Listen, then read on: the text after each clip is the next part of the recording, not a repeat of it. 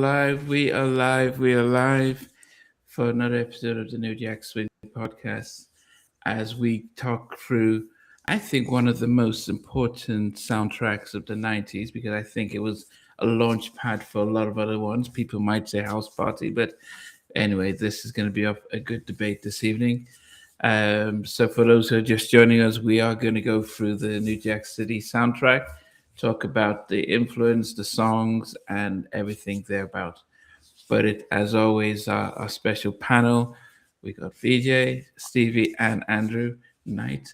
So, VJ, how have you been? Good. Good. Anything unsport related, I'm okay. Anything you want, which is nothing to do with sport. We did the interview with Rex and Effect earlier this week, Markel and Akil, which went on for 5 hours, as you very well know, Namdi. That was a very long conversation. And that was good. And I wanted to share this with people. I don't know, when you're kids, you like toys, right? Well, I'm a grown man, and I really needed this toy. I don't know if you can see that. It's a Tribe Called Quest. Wow.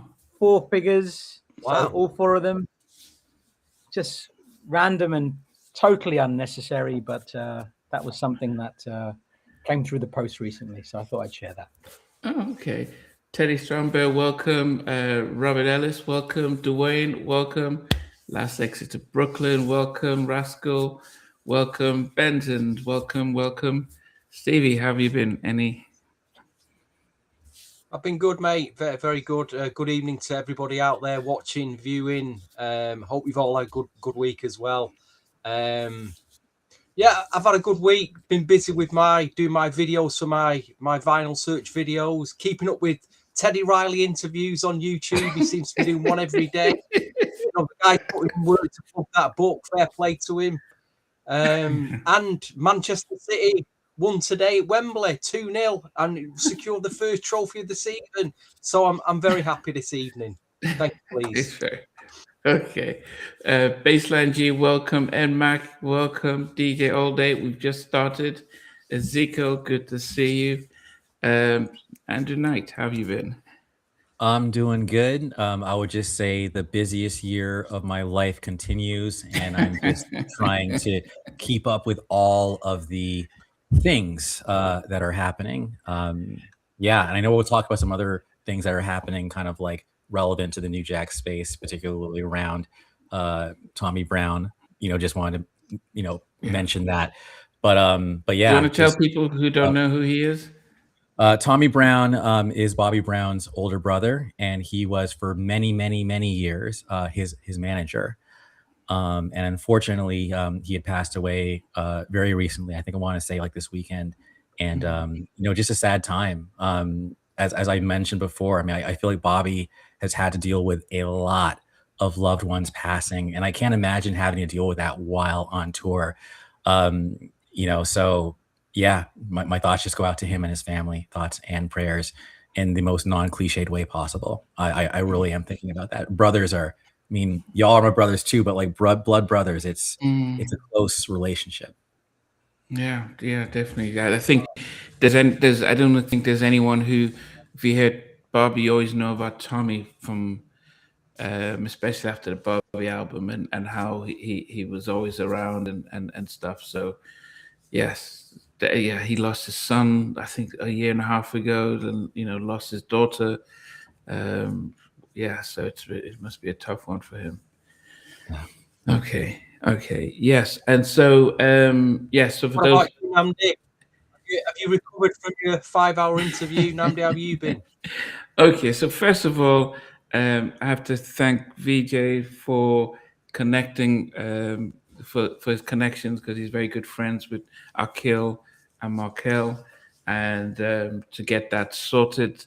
I will say that I was shocked to see Markel because you don't see him or hear from him, so it was a shock to see the fact that he was there before I, early. Then Akil joined in. After 4 hours, I said, "Okay, guys,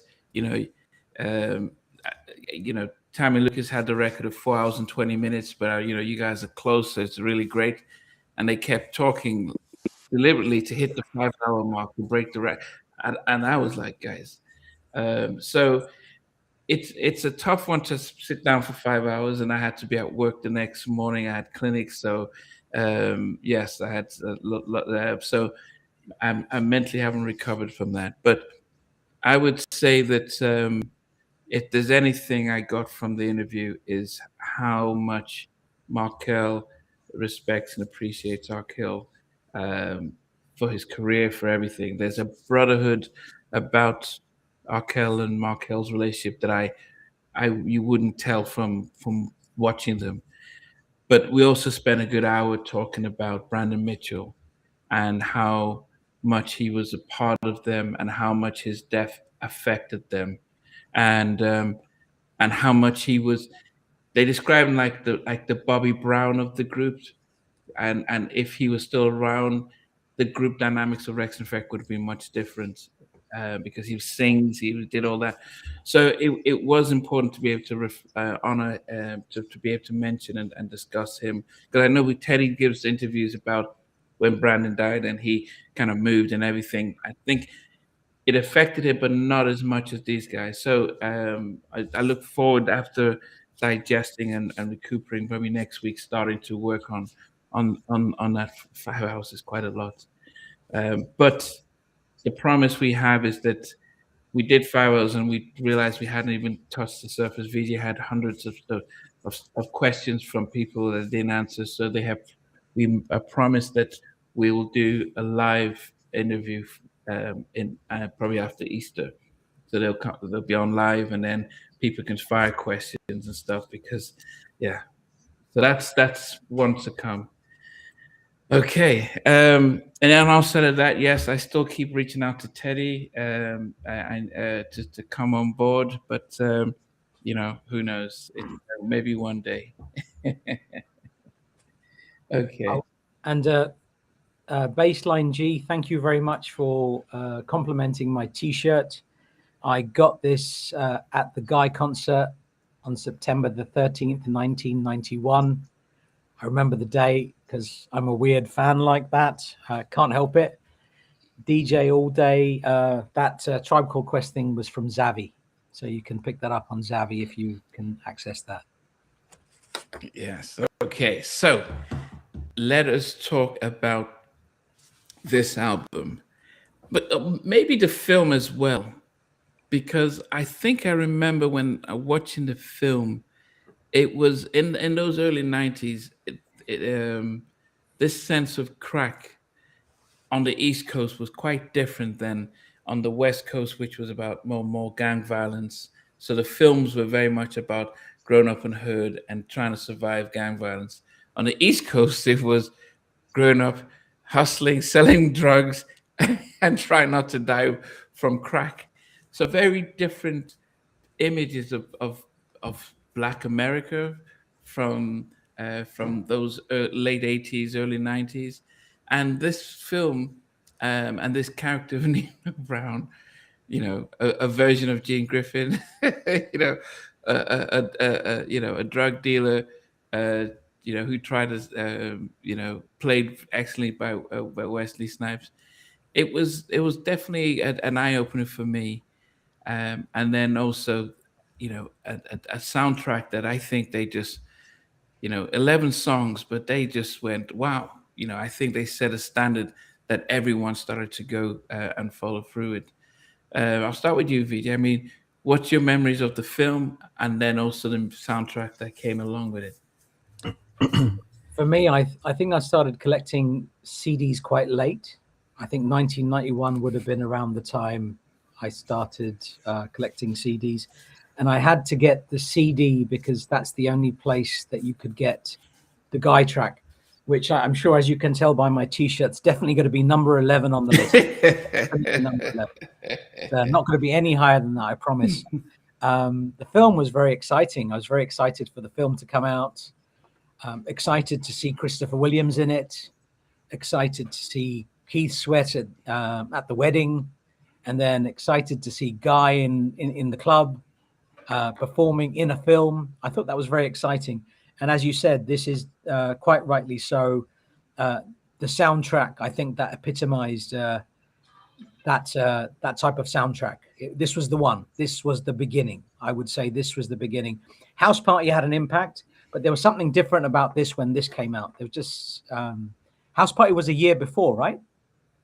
Yeah. So when this came out, this just or a few months before, 6 months or so before, this was the one. And every song on this album, I don't think I skipped any song whenever I listened to it. It was just start to finish. So exciting soundtrack. And it was great to see Facts of Life included, which came out quite a while before. So a nice inclusion, a little bit like Ain't My Type of Hype on House Party, because that came out long before the soundtrack was made. So it's nice to see that included. But yeah, that's it. Very excited when it came out. Okay, Stevie. I think as a naive teenager back then, when I heard about this movie, this movie coming out, New Jack City, I thought, great, got a New Jack Swing movie with a soundtrack. It's going to be about New Jack Swing, and guys going to be on. This was the naivety. So when I actually sat down and watched the movie, I was just like, I was in complete shock, because this film pulls no punches. Didn't really, in terms of what you're talking about there, crack, gangsterism, shootings.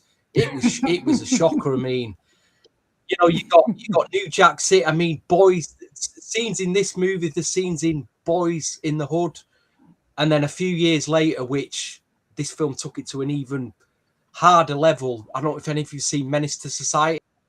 I've only seen it once. I just thought it was too brutal to watch again. Too brutal. But it is. I mean, the soundtrack itself, it's incredibly hard to rate, because you try to rate hip hop tracks against New Jack tracks, against R&B ballads. Where do you put them all? And one of the tracks that I didn't appreciate much back then, but I'm listening to it now and I'm like, this track in particular just sums up the whole movie. It's the two live crew track, In the Dust. When you listen to that track and what they're talking about and how they're putting it across, it just sums up the movie. And it's like I say, it just doesn't pull any punches. But great soundtrack, great movie, great memories. And I did on DVD with all the bonus bits. I have watched it a few to go back and watch it again. There's a lot of deleted scenes on that.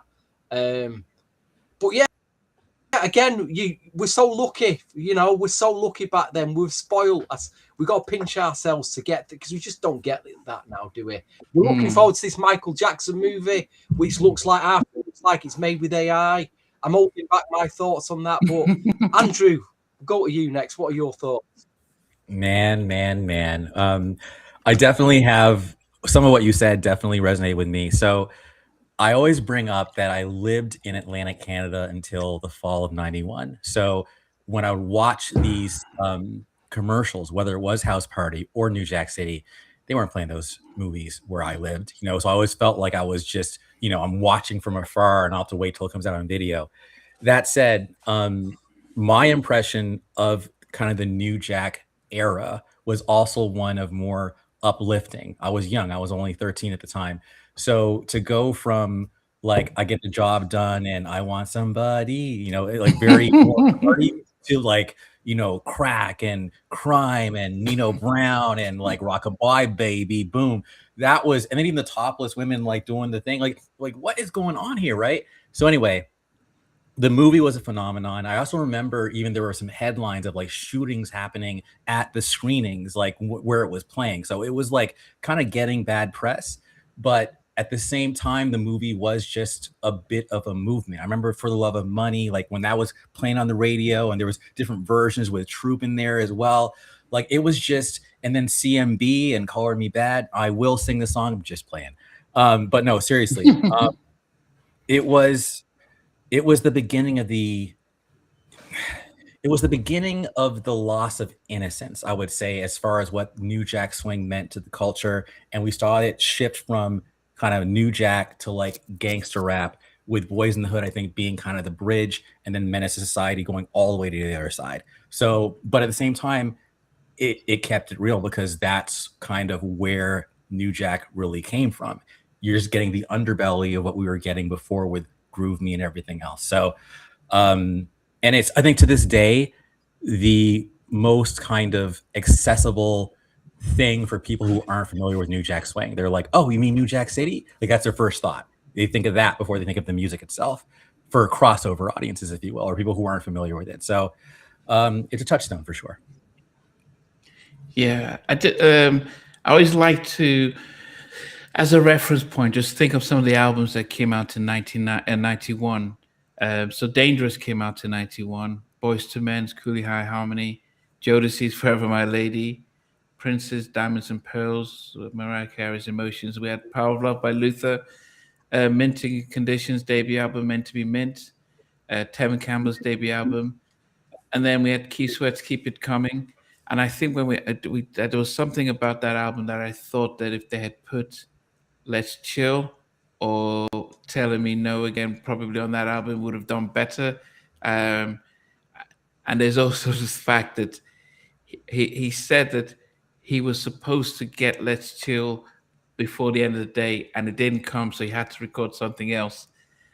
My theory is that Gene Griffin said, this song's too good. We're keeping it, so don't release it. Because yeah, go ahead. Yeah, no. So that actually came out in my interview with Bernard Bell. So originally, it makes sense. Keith Sweat is singing at a wedding, so Let's Chill was supposed to be the song in the wedding scene, but it just wasn't coming off. Like, you know what?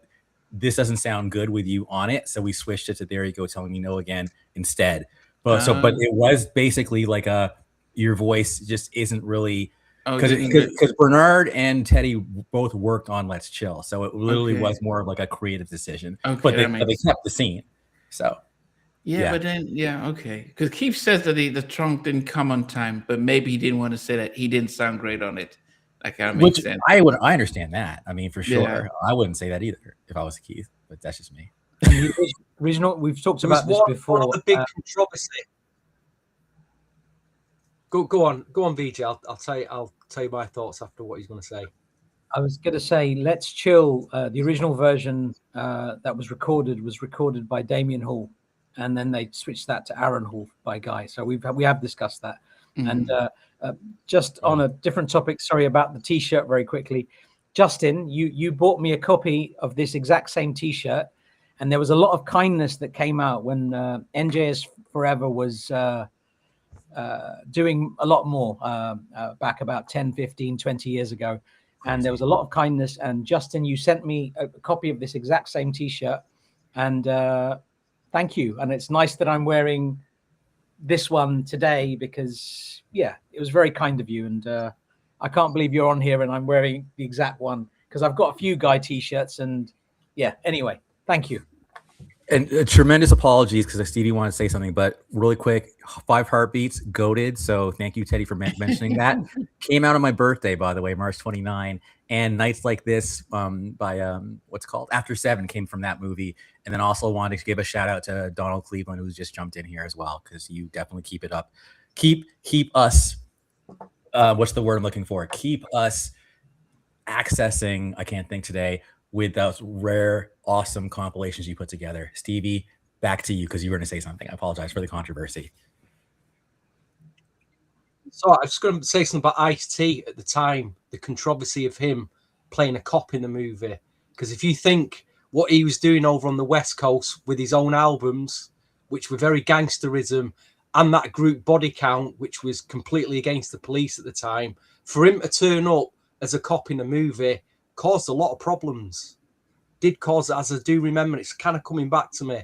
But he played that role so well, so that's probably why he got away with it. But it did cause, that caused a lot of problems at the time. I do remember the controversy of that. And he's had a 20-year career on Law and Order, so I'm sure he's learned his lessons. Yeah.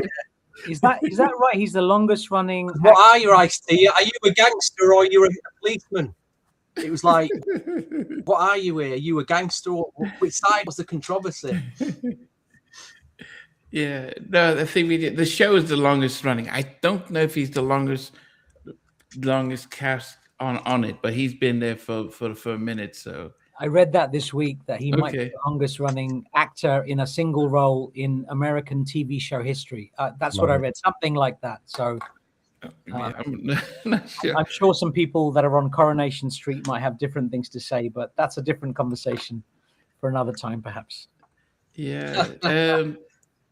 Just a few more things was Karen White's Ritual of Love, The Comfort Zone by Vanessa Williams, which is an underrated album. Also came out in 91. And then the three soundtracks, Jungle Fever, Boys in the Hood soundtrack, and New Jack City. And it's amazing how awesome how both Boys in the Hood and New Jack City told two different stories about what was happening growing up in those areas. I mean, I was afraid to watch Boys in the Hood, that whole scene at the end and stuff. And I'm like, I was afraid to move to California because of Boys in the Hood. I'm like, damn, there's nowhere place safe. You can't wear any red or blue. But then New Jack City almost looked like a scary sort of neighborhood and stuff. But we're talking now about the music that came out of this. I mean, if you think about the, I don't even know where I'm pointing. Is it this way? Yeah, I should be pointing this way. Yeah. So when we're thinking about all the people that were on there, I mean, Christopher Williams came out with that massive Dreaming. Guy, I loved their performance and I loved, the energy they brought. An Introduction to Calling Me Bad, talking to Brian Abrams, he was saying that, look, they were four Christian kids, and then their first song was to sing "Sex You Up," and it was almost like they kind of took them from, they were discovered by Kool and the Gang, FS Effect, Essence, Two Live Crew. I mean, it's just Calling Me Bad, Queen Latifah, Troop. It was just like Mara Van Peebles was like, I just wanted to be rich, and I just want to see how much the music will help sell the music, the film. And they really did complement each other as well. Yes, okay. What's up, Vij? No, I was just going to say, surprised to see some people. Leechin Fat is on here. Another serious New Jack Swing fan. Nice to see you on here. I saw Richard yesterday at your very good friend at a New Jack Swing party in London. They played Dog Me Out. I heard Dog Me Out in a club yesterday. The remix. How good was that? Nice. Oh my God. Dog Me Out was, oh God. And High Five, I Like the Way. Jane Child. All in a nightclub setting. And I don't go clubbing, so the dance. I did 18,000 steps yesterday just by dancing. I think I'd done 12 steps in total before I got into the club. So, I was dancing all night. Nice.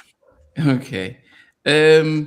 All right. So this is going to be interesting just to go through our songs. So 11 songs.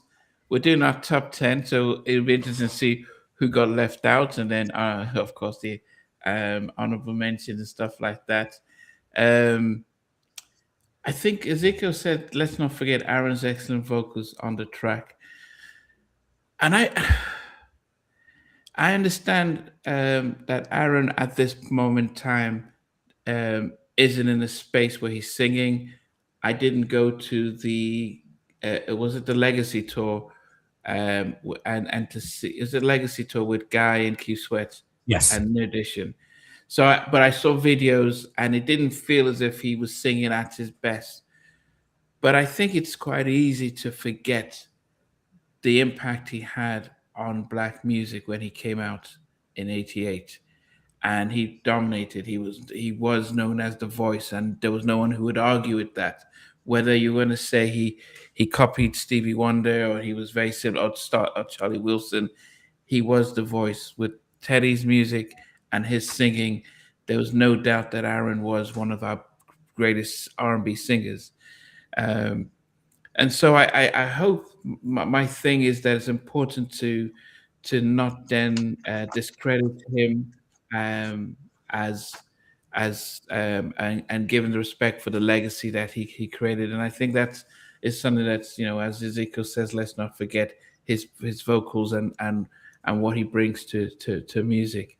So that was just something I just felt when I've been seeing videos and there seems to be this whole of, Aaron was the past. That's like, yes, things have moved forward, but he still has a massive legacy, especially for New Jack Swing fans. Okay, almost as if no one agrees with that, so that's fine. Absolutely, no, absolutely. Sorry, I thought we were about to talk about something else. No, Aaron Hall. Come on, man. I'm wearing him on my. I've got him on my T-shirt, man. Here he is.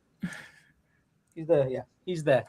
So Aaron Hall, absolutely. And an interesting conversation came up in a group, and I won't talk too much about that. Out of these 4 vocalists, who is the best, and what order would you put them in? Who was it? It was Johnny Gill, Aaron Hall, Johnny Gill, and R. Kelly. Joe, and R. Kelly. So yeah, I think everybody has their own opinions, and I understand why some people would say Johnny Gill because he is a real crooner.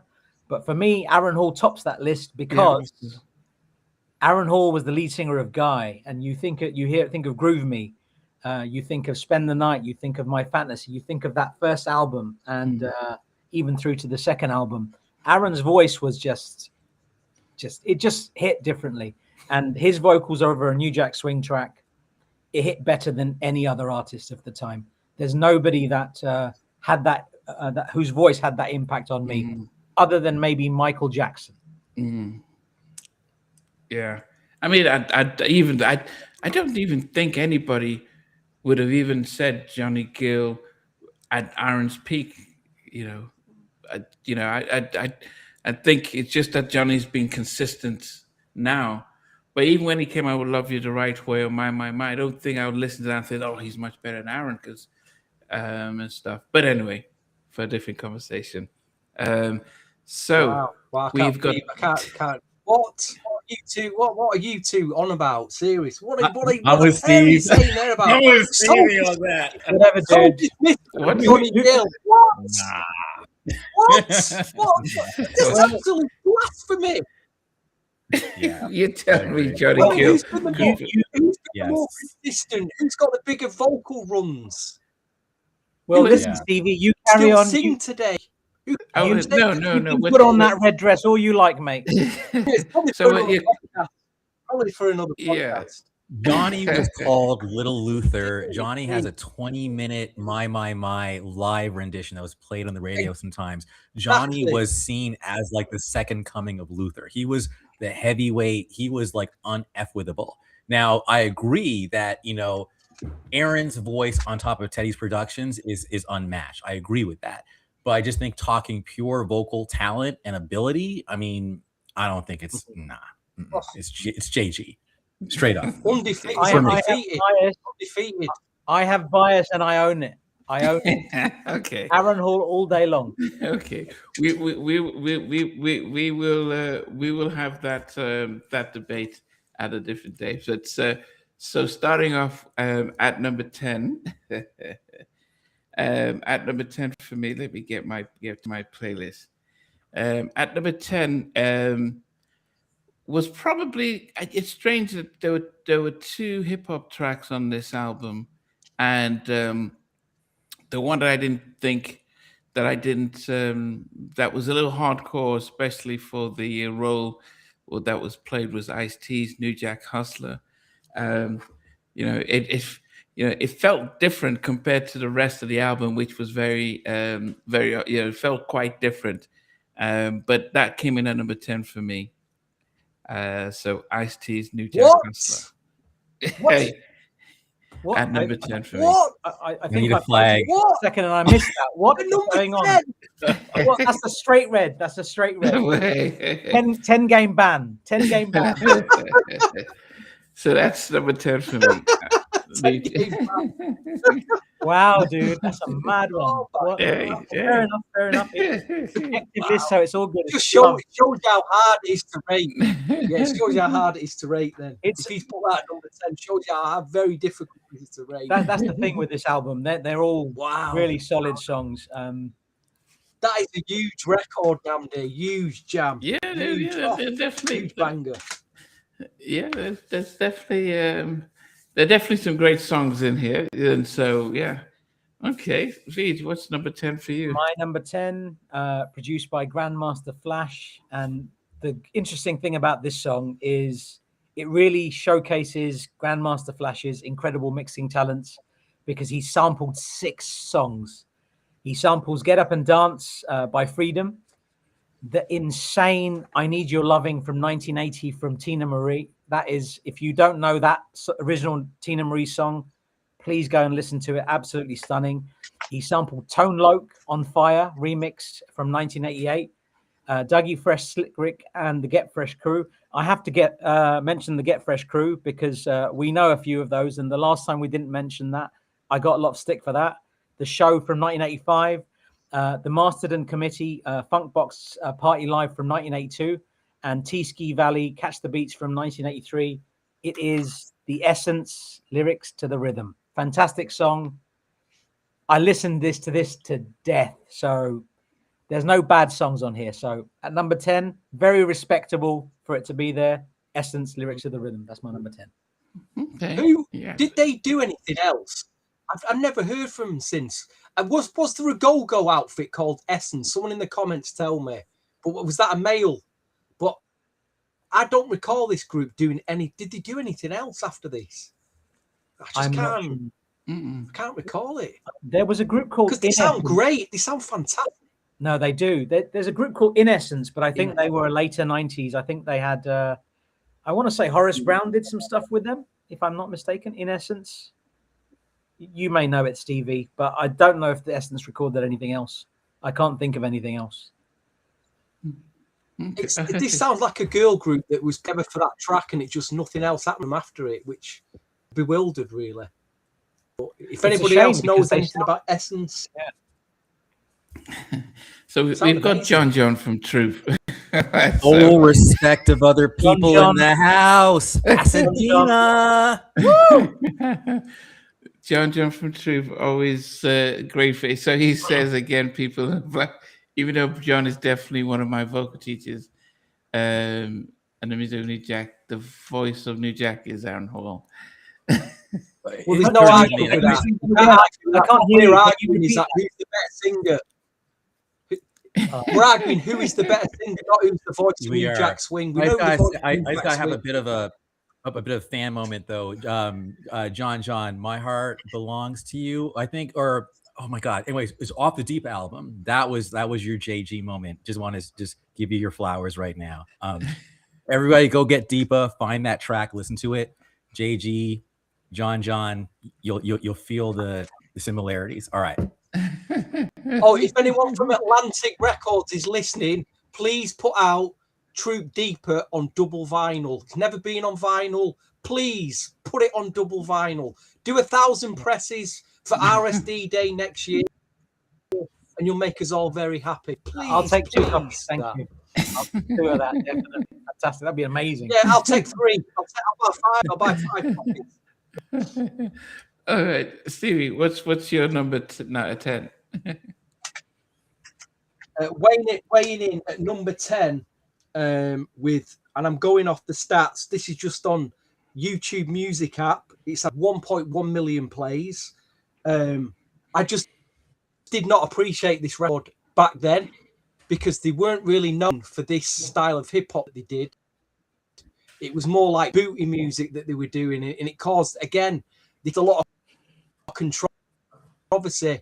If you wanted to listen to them doing actual pop, I think they had an off, didn't they call it? Was it the Poison Clan?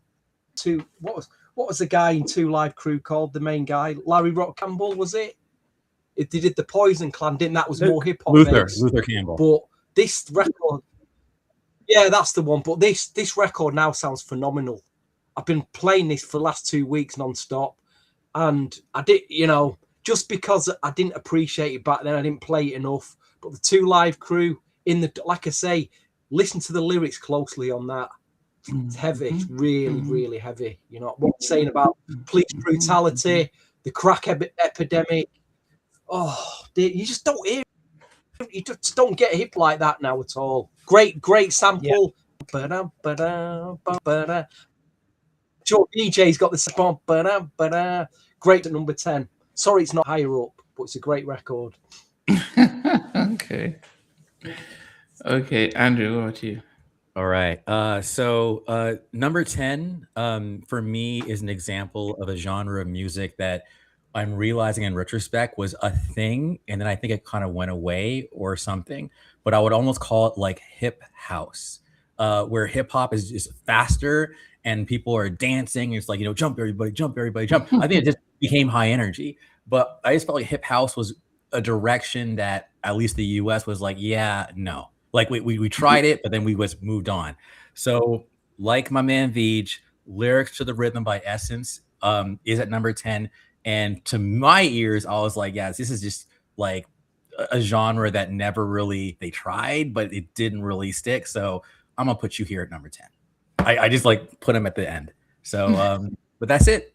That's it. But I do think it was a good effort. And I was like a dancer back in the day. So for me, like, maybe I'm bitter.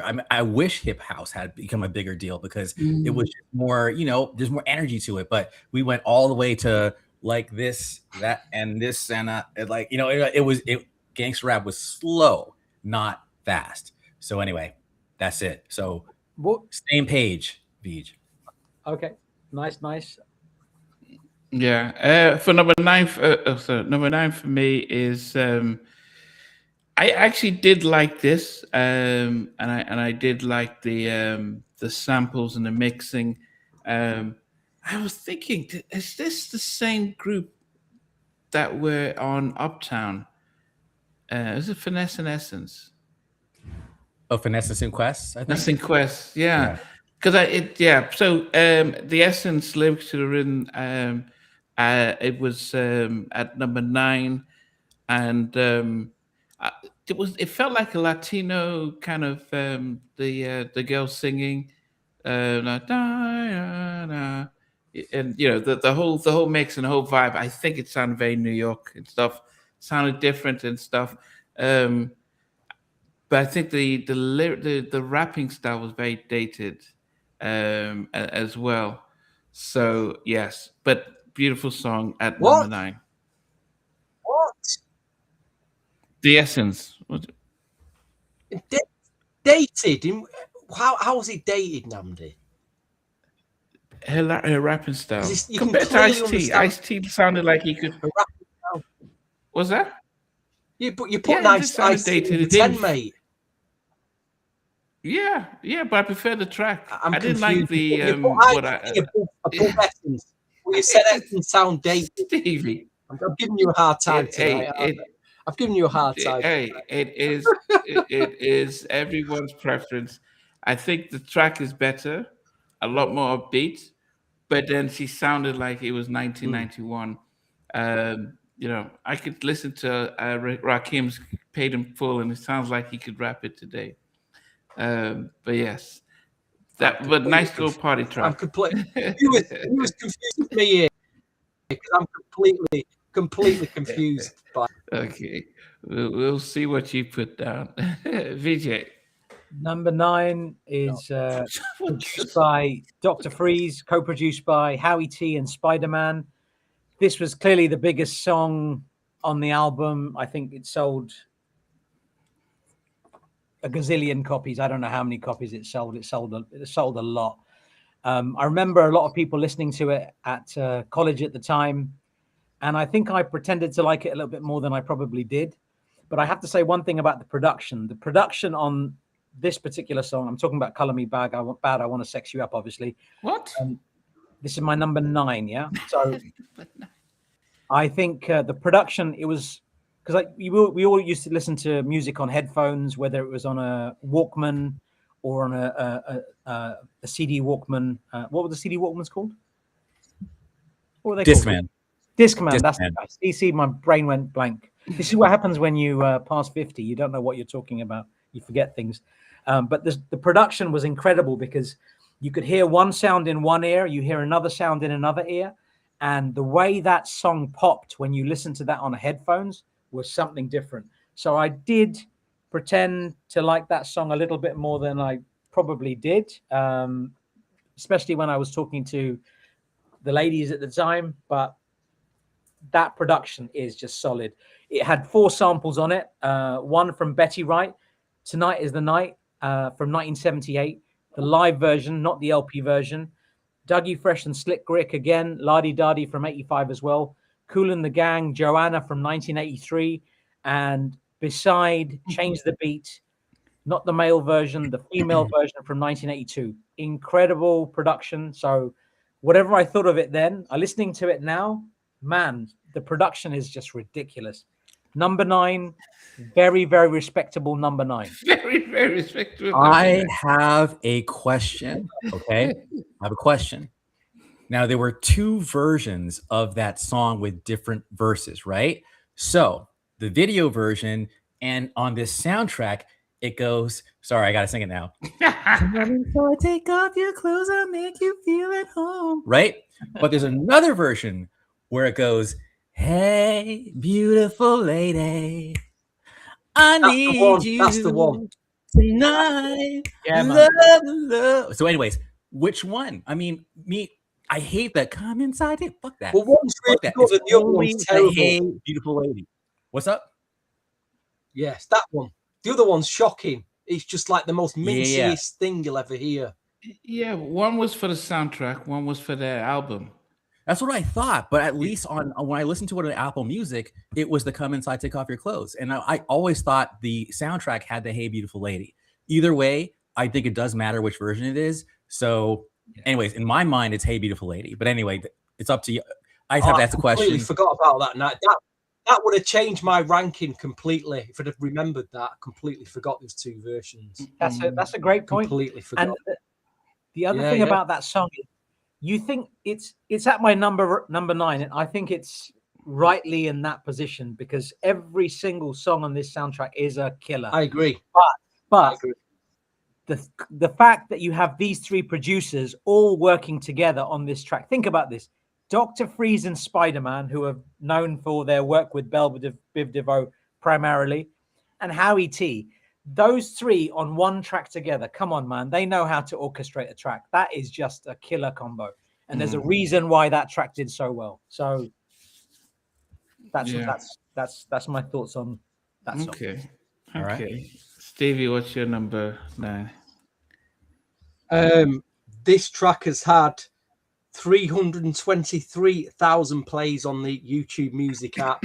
I've already heard some blasphemous things from Namdi saying the rap sounds dated and it sounds Latino. Then I've got Andrew saying the track sounds like a hip house track.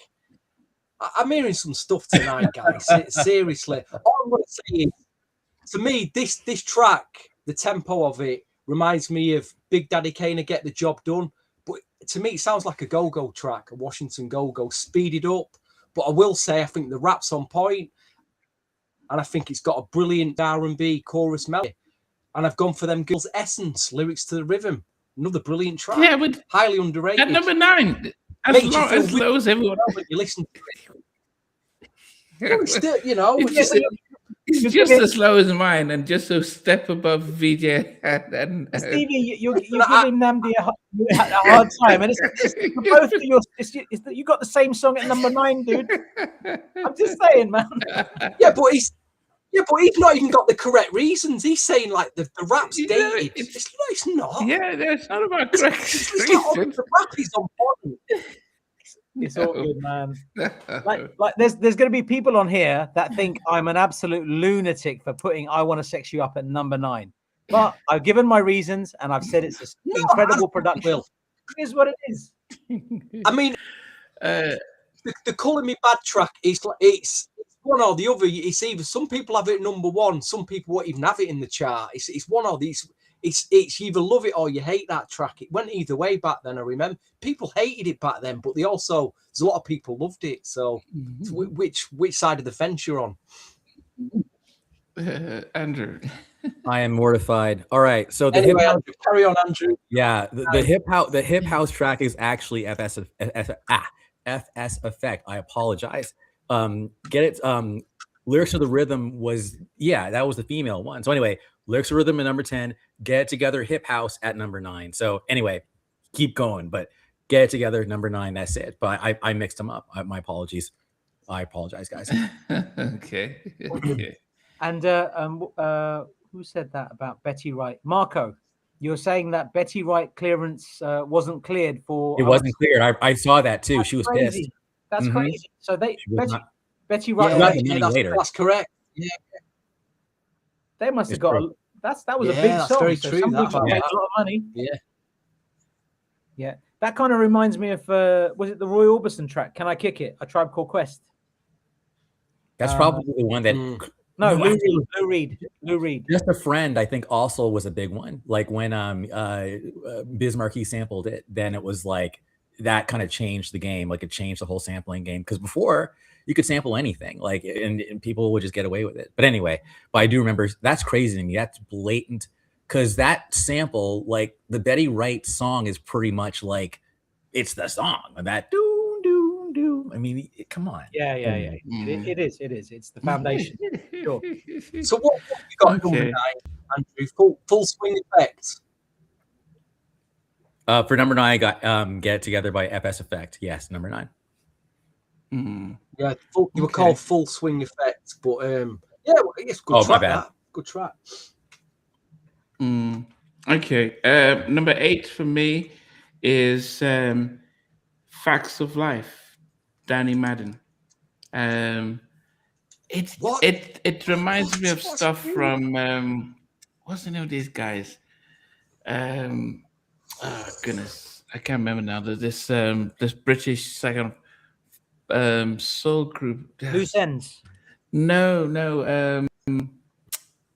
The name just it was just there, then it just vanished. Something, not M People, but in that kind of in that kind of vein, not M People, but that type of Oh, I've been thinking London Beat. No, and it it was a wasn't Fun female and Camel. singer. Yeah. Oh, okay. Anyway, but it's but I remember when we did the not Kelly, I'll Be Sure, and then there was those productions that I said sounded like very, that sounded different from the rest of his stuff, with the beats and stuff, and this was in that sort of category. And I think that album came out in around 92 or so. But yeah, Facts of Life, definitely loved the song. I can remember it as a kid, and but I don't know if it fit the album as much. It just seemed a little bit different. You got 2 suggestions. Is it the Chimes, Incognito? We're so curious now. Yeah. I want to know. No, I can't. Yeah, goodness. If Okay. you figure it out, do I'm share it gonna- later. Okay. Soul, is it? Not Soul to Soul. That's another suggestion. I'm gonna find it out. But anyway, yes. So Vertical Hold. Well, I'm Bobby Phil surprised Burns, you've not you said were there. Loose Ends before. Yeah, but Luke, I'm surprised Loose you've not Ends, mentioned. that's the Cold I thought connection, isn't it? because they produced the track. Carl McIntosh produced the track on his album. Yeah, on, he did. Danny Madden's album, so it That does was his sound. track, yeah. yeah. Well, then again, is it Danny D who produced this track? Dancing Danny D. Let me just. Yeah, it Oh, was Brand New Danny Heavies. Madden That's a and good- Carl that's a good McIntosh. Yeah, Brand New Heavies. That's There it is. Yeah, Brand New Thank Heavies. I you. knew it. Yeah, As soon as I saw that, I was like, "That's the one." Yeah, that's it. I could. It was If you right listen then to it the lyrics disappeared. though of that track, yeah. Brand New If you Heavies. listen to the Nandi, lyrics of the what track prize- though, it does fit the film. Mm. What prize, Namdi, does Chuck get for getting that right? No, hey, star of the day. But yeah, it was as I said, it was like the name was there, Brand New Heavies. Yeah, I kind of. There was a time I was right into that Alternative into that soul. type of I was into that kind of stuff, and the music and stuff. Yeah. Okay, Vij, what about you? What's number 8? Okay, and again, this is the first time I'm going to say absolutely respectable, incredible song produced by, and this is my number 8, very respectable song, produced by Randy Ran for Flight Time Productions, and I'm gonna get rinsed for this by a You've lot. already been rinsed, so there's nothing new here. Yeah, I'm gonna get. I've already been rinsed, so keep rinse away. Randy Ran, incredible producer, and this song is solid. It's solid as a rock. This song was sampled by Little B on a song called My Last Chance in 2011. If you haven't heard that, listen to how it takes this song, Johnny Gill's "I'm Still Waiting." That's my number 8. If I hadn't said that already, very respectable number 8. Wow. I don't even understand, VJ. Your list seems upside down today. No. Yours does. You put New Jack Hustler at number 10, man. What's going on? Anyway, I still can't understand. Little B, My Last Chance from 2011. Listen to that. Just listen to how they just completely rip off Johnny Gill's "I'm Still Waiting," and the way that comes in, it's like they kind of make it a little bit sparser, and then the beat kicks in. It sounds incredible. So have a listen to that. But Johnny Gill's "I'm Still Waiting," produced by super producer, and rest in peace, died too soon, Randy Ran. And the exciting thing for me on this soundtrack was looking at it, the credits, and seeing that it's Randy Ran for Flight Time Productions. That is just magic. And Wow. he died too soon, man. What a loss. What a producer. I'm stunned that's at number 8. How is that your number 8, VJ? How have you got that number? I'm just again stunned. They're all solid songs, man. They're all solid songs. I've listened to all of these songs equally. There's not one song I've listened to more than the other. So oh goodness. Wow. Do you know why? That this soundtrack 3J is came out tripping. a year before Boomerang came out, right? Boomerang and Mo Money. And on Mo Money, you had Let's Just Run Away. And if I was thinking of soundtrack songs by Johnny Gill, Let's Just Run Away is the absolute, what are probably my favorite song or slow track of any soundtrack ever. Let's Just Run Away is musical perfection. Whereas this, I think, is a notch below. That makes sense. And what was the one he had on Boomerang? There you go. Another killer. The comments. Y'all are killing it today. I love it. Y'all are hilarious. Yeah, there you go. There, MBJ. Yeah, there you go. See, they've rinsed me. I'm rinsed. They've taken the shirt off my back. And I'm in my underpants, naked, bare for all the world to see. God, it's got to be yellow, minimum yellow. Yeah, That's Tottenham relegation form. That is. Words out of my mouth. So does that answer whether I think Aaron Hall is a better vocalist for me or Johnny Gill? At least for this soundtrack. Yeah. I don't know. Good, Stevie. Oh gosh, where number 8? Yeah. Gone for right. What does it say on this YouTube music? How many plays did they get? Sorry. Right, it's got not as much as the rest. 290,000 plays on the YouTube Music Act. This group put one album out. I think they put 2 singles out, but it flopped, unfortunately. They were Full Swing Effects. I really enjoyed their album. Production from Al B. Shaw. If you listen near the end, they give a big shout out to another group that never made it either, a group called Key West. They get a big shout on this track. I love the beat. Not too sure where they're going with the lyrics of this track because it's saying black is the force, but the production's fat on it, but it's Full Swing Effects and that track, Get It Together, Black is the Force, to be reckoned with. Heavy track. Heavy like New Jack rap it is, I would consider it. Number 8 for me. That's where it should be. Where, Johnny Gill shouldn't be up there. It's where something like Essence and Full Swing, they should up there, guys, not Johnny Gill and Ice-T. Dear me. Oh, dearie. When I tell you where I put FS Effects, I am going to get killed then. But I'm going to give you my explanation for that too. Wow. I've got it. It's coming. Ready. I'm prepared. Wow.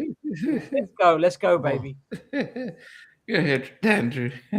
All right. So I will say this. I do think I will get blasphemed for one of my choices for sure. But that said, I'm glad that my 8, 9, and 10 are what I consider the tracks that I just skip every time. So no shade to Danny Madden, but Facts of Life also, it's number 8. It's respectable. But now every single track after this, to me, are all heavy hitters.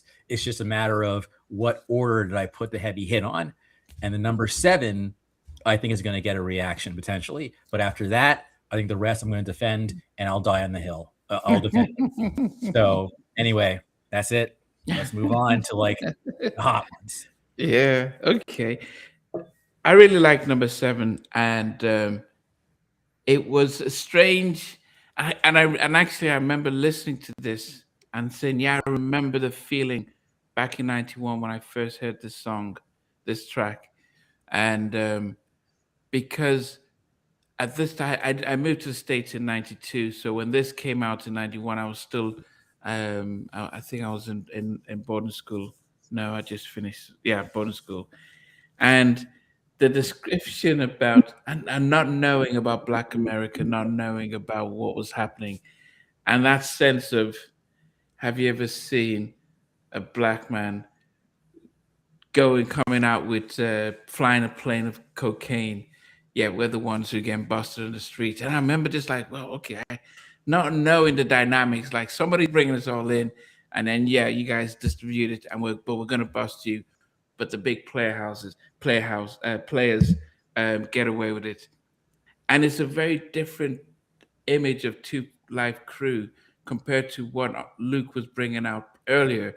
So it was almost as if, look, this is our stupid song. Remember from Basic Black? G. Griffith says, we need to do something for the kids. You know, the people I sell drugs, so I want to make sure that they stay in school so they can buy it.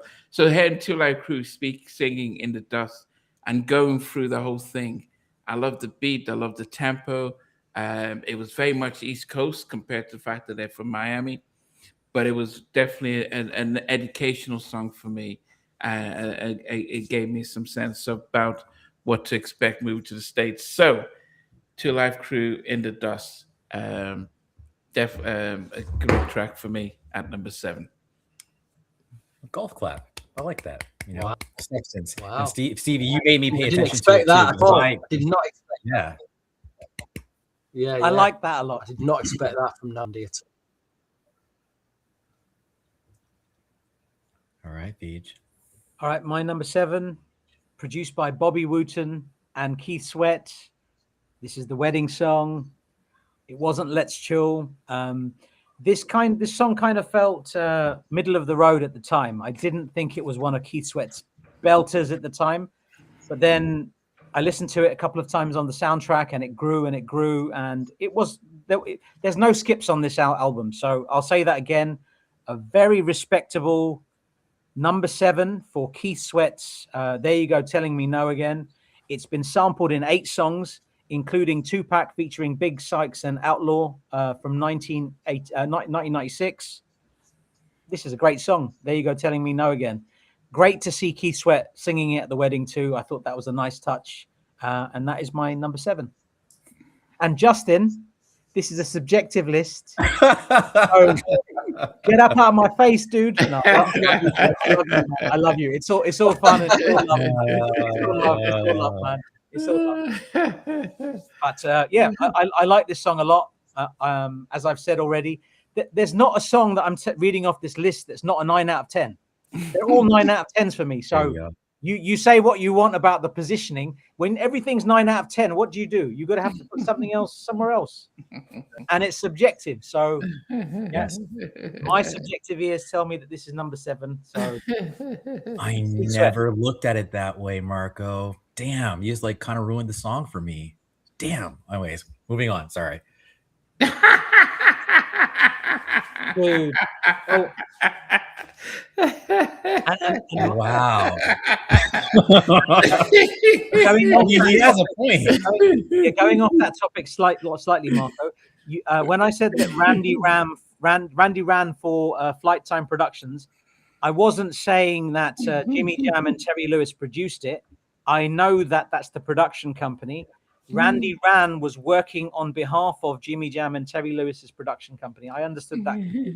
I know that Jimmy Jam and Terry Lewis didn't, Marco. So this. LOL. Engagement. There we go, telling me right. Okay. As you Stevie. see, Wow.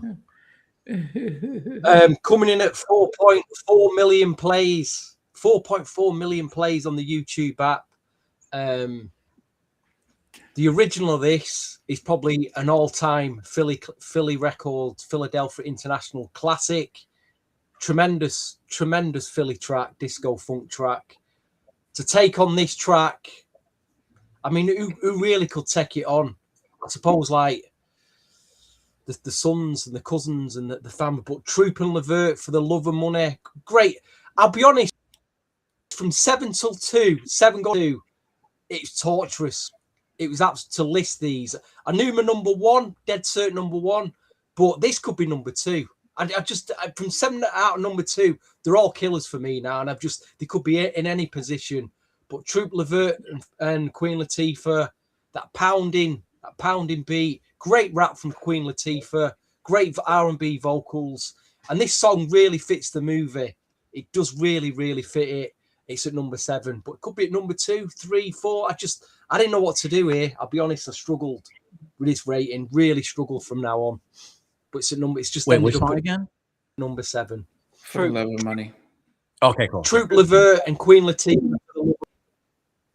Cool.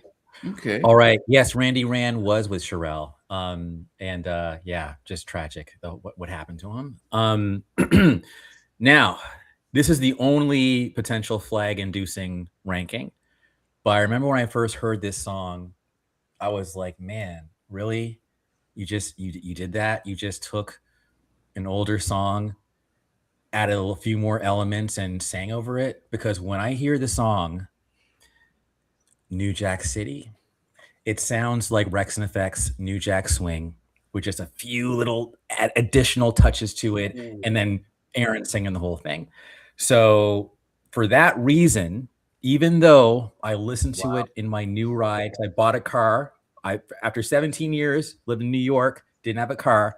I was driving my Toyota RAV4. I like my Jeep, thinking I had the music playing, New Jack City was playing. It was good, but it's still at number 7 because to me, it's like, I think if you're going to make a song called New Jack City, you could have come harder. You could have come more original and not just basically taken Rex and Effects New Jack Swing and made like a sequel, because that's what it sounds like to me. And again, I may be alone in this, but that's what I've always thought. I thought that in 1991. I think that now.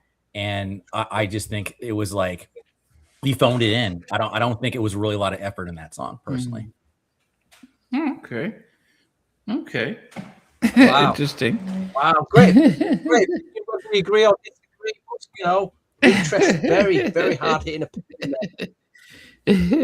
all I know is none of us are going to agree on anything on this. Not today, not happening. It's one of those soundtracks. Man. At number 6 for me is I wish I'd said my number 6 before Mark had written down stuff.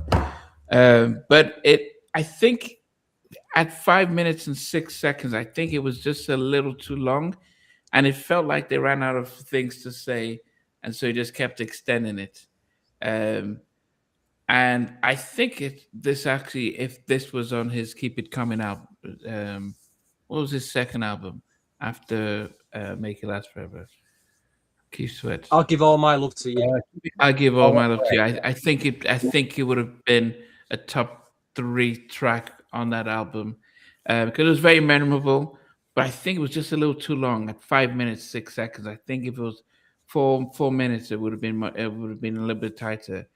But there you go, telling me no again, baby girl. Goodness, yes. I never thought about it other than, and even Keith says it didn't sound like a wedding song. But it was, if he did it in 24 hours with Bobby Wooten in order to make it for the scene, they were definitely impressive. But yeah, Keith Sweat at number 6. There you go, telling me no again. Exactly, Damien. That's what I'm talking about. There is nobody that propagated the sound of New Jack Swing like Aaron Hall. Not anybody came close. Aaron Hall's vocals on that guy first album and the second album absolute killer. That boy's voice fit perfectly with that sound. There's no singer that comes close for New Jack Swing, but again, it's subjective, isn't it? We're talking about New Jack Swing. For me, I think of Teddy's production, and I think of Aaron's voice. That to me is the sounds of New Jack Swing, and everybody else had New Jack Swing tracks, but they were at the top of the food chain for me. But exactly right, Damien. That's exactly what I think. And is that Daryl Schuler there? Is that Daryl Schuler? Are you on here? Is that Daryl Schuler saying that? Whatever he's saying. That's very interesting. If it is, hello, Daryl. If that's you. What are we on? Number 5? Number 6. Number 6. Yes. Okay. Yeah. This song is produced by LSJ and the incredible Vassal Benford. Vassal Benford does not get enough recognition for his production sounds. He had his Palm Tree Productions, the stuff he did in the 90s. Did he do some stuff with LaRue? He did some stuff with LaRue as well. I think he might have. Obviously, he worked with Aaron on that Truth album. Fantastic album. My number 6 samples 3 songs: the OJ's For the Love of Money, Stevie Wonder, Living for the City. They formed the foundation. And there's another Teddy Riley connection for the 3rd sample for my number 6, which is obviously Troop, Levert, and Queen Latifah, For the Love of Money. Can you guys tell me what it is? Teddy connection. And it's in your face. When you hear it, you'll be like, what? Nope. Jane Child, Don't Want to Fall in Love, bonus beats from 1990 is sampled in this track. So that, if you listen to it, you know the bonus beats, and you listen to this, you'll hear it and you think, oh. And what was cool about this particular the movie was, when the movie starts and you're looking at, like, they're playing homeless people. You've got Troop, you've got Levert, they're all there singing by the bins. And I'm thinking, wow, that was magic, wasn't it? Just seeing them there, man. Troop and Levert, man. Yeah. John, take a bow, son. Just fit. Take a bow. That was just magic. Yeah. And as a music fan, you watch something like that, and it just fills you with, like, that's just a cool moment, man. Nice little touch. So Mario Van Peebles, and whoever made that shit happen, man, absolutely brilliant. That's my number 6, Troop and Levert, featuring Queen Latifah. Yeah, I've just realised that the Jane Child beats. It's there, man. It's about. Yeah, is it near the bridge or the mid-8 where the beat he slowed the beat right down, but it was boom. That beat, he took it and slowed it right down. And it's the bonus beat. I didn't realise. But now you told me. Now you've told me. Never not listen to that song. It's amazing. It's so cool. Because the foundation of that song is the other 2 samples, right? It's the OJ's track and the Stevie track. It's obvious. They're obvious samples. But that Jane Child dub just takes it up a level, man. So good. Wow. Okay, Stevie. Right, where's the old stats? Get the old stats on YouTube Music for this track. This is coming in at a whopping 31 million plays, and it's the ultimate rejection song. It's got a very sad feel to it. There you go, telling me no again. There you go. There you go. There you go, telling me no again. There you go. Anyway, Keith Sweat doesn't fit the movie at all, but it's a great R&B slow jam. Didn't quite make my top 5. I don't know why, but I listened to it a lot back then. I enjoyed it on Keith Sweat's album. Great to see Keith Sweat on this album. I'm just thinking, actually, you've got. No, you haven't actually. I was going to say you've got Teddy Riley and Jam and Lewis on a soundtrack, but we've not got quite Jam and Lewis, have we? We've got his understudies. Dare even say that. Randy Ran. So no, we've not actually got Jam and Lewis on a soundtrack. But anyway, Keith Sweat, there you go. Is it number 6? Could have been a lot higher, but just because it didn't fit in that song, just didn't quite fit in it. That's the only reason. Okay, Andrew. It's funny because I'm not letting it go. So I did find the remix of New Jack Swing, and I sent it over to the guys for them to hear it because I don't think people have heard this, but it's the same damn beat. Y'all just haven't heard it. But anyway, let me calm down now.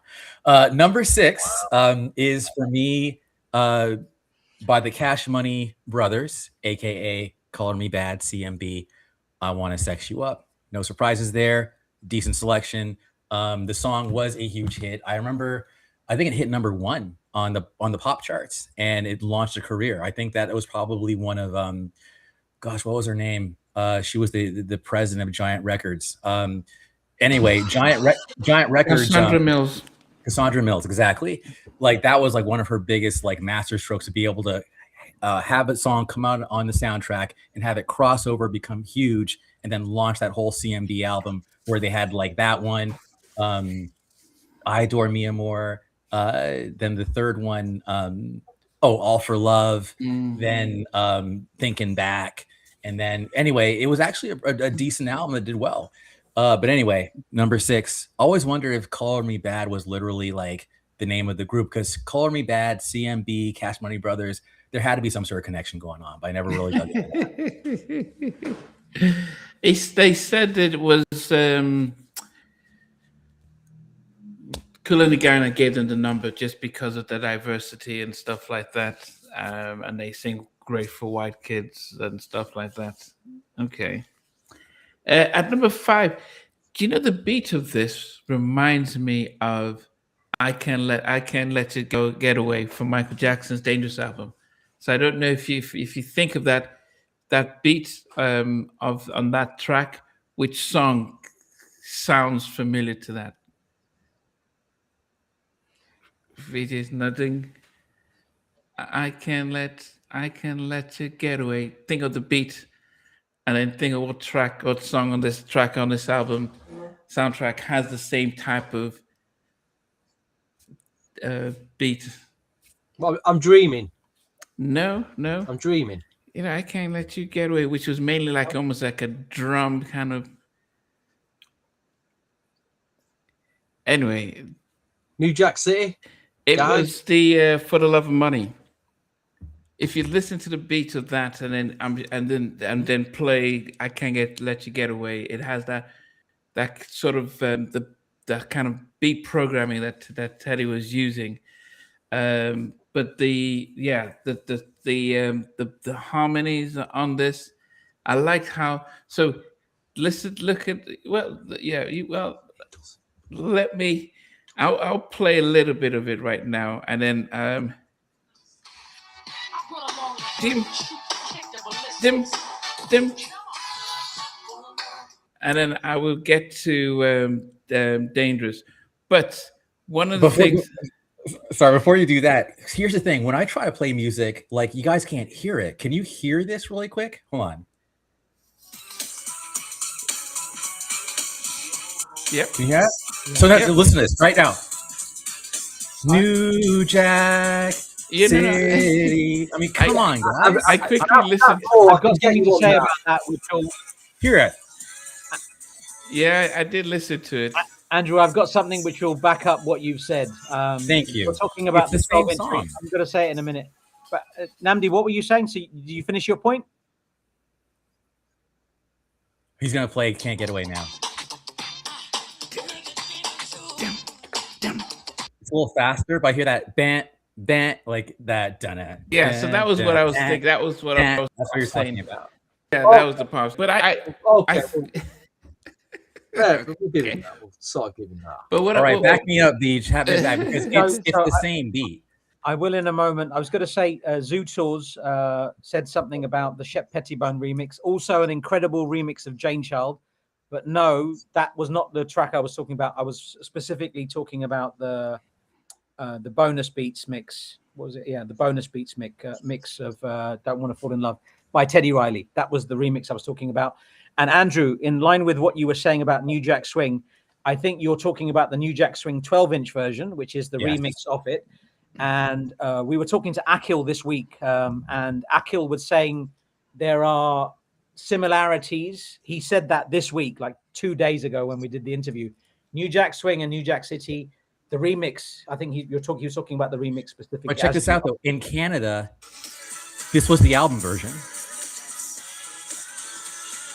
Straight up. That was the mix to listen to. That was the one. That was the one I listened to the most. I mean, yeah. Similarities, a lot of similarities. Yeah, definitely. It's the exact same beat. Yeah. Actually, So good point. Good point, Andrew. Okay. I'll leave it alone because sometimes you gotta let it alone, but it is. All right. Is it number 5? Yeah. So as I was saying about number 5, with listening to how Queen Latifah was rapping on this track, and then you go back to what I talked about by Essence. There's a very different delivery in the rap, and this was on the same soundtrack.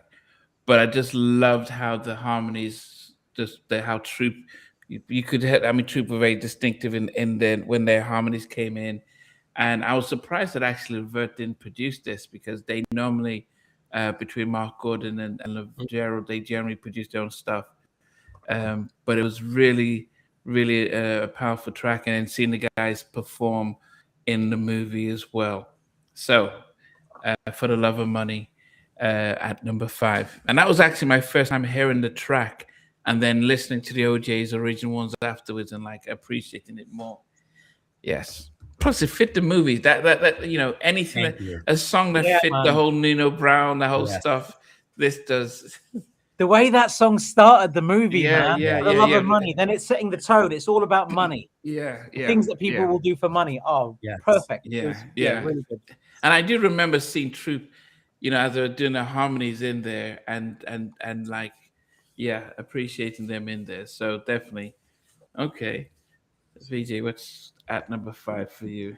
Number 5 for me, it's produced by a British producer from Loose Ends. I have had the single for this before this soundtrack came out, and I listened to this a lot. I'm a proud Brit. Carl McIntosh, Take a Bow with Danny Madden. They did this track, Facts of Life. As I said earlier, this song came out. It was released well before this soundtrack came out. So they added it on as a bolt-on. And whoever curated the soundtrack, was it Cassandra Mills that did it? Mm-hmm. Then she must have liked the song and thought it fitted the soundtrack. Facts of Life very much fits in line with what the film was about. It samples Steady B, Going Steady from 1989. The beat is entirely taken from that, and as I said, added on from that. But I had to get a Brit connection in the top 5, and I did. Carl McIntosh production, very, very good song. I listened to this a lot, and all the remixes, the Dancing Danny D mixes, and everything else that was on this stunning single. So, number 5, Facts of Life, Danny Madden. Okay, Stevie, what's number 5? To add on to what VJ was saying, Danny Madden's, according to Discogs, the only single that he ever released was that, Facts of Life. I mean, talk about a one urban hit wonder. He released one single, and this CD, which was actually on Giant Records, so he was signed to Giant, which probably makes sense on the soundtrack.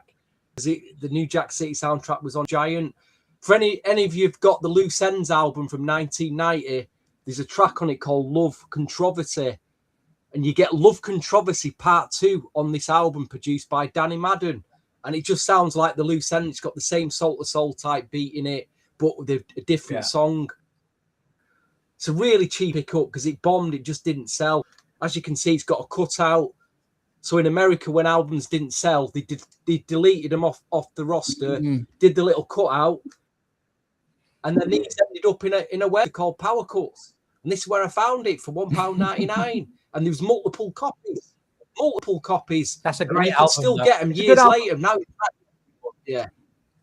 he's been long forgotten. And anyway, my number 5 is Danny Madden, Facts of Life. Got heavy play in Manchester, this track. Heavy play on all the pirate radio stations, in the clubs. So I've kind of grew up with it. So it does mean something to me. And it killed me just putting it at number 5 because I wanted to put it at number 2. But I think I did check Instagram to find out more about who is Danny Madden. And I think he's got an Instagram account. And I'm not sure he's in America. He's some like gospel singer. No. But I think Danny Madden passed away last year, dude. He passed away last year, I think. Did it? Yeah, I think he did, dude. I see. I've tried to find information on the guy. That's a shame. Why did he only release that? He must have done something else after it, surely. That's That's cool. thing, Anyway, it's like, my you number know when- 5. How many plays has it got on YouTube? Yeah, some It's nearly songs they resonate. 300k views. Hmm. Yeah. Yeah, some songs resonate with you, Oh, right? well. And it means something to you. So, yeah, I get it. We both put it at Yeah. number 5, and these two are probably looking at us like lunatics. No. Yeah. Definitely an inspirational song. I actually am surprised he's black. I thought he was white. What was your number 6, Okay. Andrew? What was your number 6, Andrew? My number 6 was Call Me Bad. Okay. Yeah. Wow. What's your number 5 then? Well, it's funny. So Stevie and Beach had each other's backs. Well, Nampy, I have your back. My number 5 Okay, is buddy. For the Love of Money, Living for the City. You hit it on the head. It absolutely, to me, is like the theme of the movie. It totally fit like a glove. I also loved how, because I was young, right? So I remember the first time I heard Stevie Wonder. I think it's called In the City. I was like, oh, that's where they got it from. Living just enough for the city. I'm like, so anyway, it was like, it's cool how that song was like relevant and modern for the time, but then incorporated the 70s like in it. It's all connected. So and then to have an all-star cast. I remember on the radio hearing Queen Latifah, Troop, Levert, like a posse cut. Might have been one of the first posse cuts we ever got. So yeah, man, like number 5, and that is no, like, what's the word? That is no slight to that song, because every song for me after like number really 7 or 6 is like a banger. And now we're getting into the banger territory. And the last ramble I make is I loved the song Don't Be a Fool by Loose Ends. I lived in Canada. I keep talking about it. I lived in Canada, guys. No, but I live in Canada, and Canada would give you US stuff, but also give you the UK stuff. So I remember seeing that video and going, I love this song, along with I Surrender by Love and Laughter. But anyway, moved to the US, and then the first song I heard at my high school dance was, believe it or not, Don't Be a Fool. It was empty. The DJ was warming up, but I was still so like, I love that song. So anyway, thank you guys for mentioning it in the comments. Yeah, For the Love of Money. What's up, West Africa in the house, Namdi? We need to bring in Ronnie DeVoe and Samara as well. Yes. Representing Ghana. Okay, number 4. I would say that with because of the impact this song made, it blew up. It made them, household names around the world. And there was definitely a different version of this track with that was on the soundtrack and then on their album, and then they had the remixes. But Call Me Bad, I Want to Sex You Up, because it was an impactful song. It's one of those songs where it's a generational song. It's a song that everyone's going to always remember, and introduced us. And maybe I'm biased because I've spoken to Brian and I know his backstory. I know his troubled upbringing, how Andre Harrell wanted to sign him as a solo artist when they were, and he saw them all audition, and he wanted to sign him as a solo artist. And Kool and the Gang would say, "Look, just do it solo," but he refused. He wanted to stay with his group, and the reason was because his mom had married like 4 times by the time he was 10, and he hadn't had a stable family. So for him, the group was his family. So he didn't want to leave them.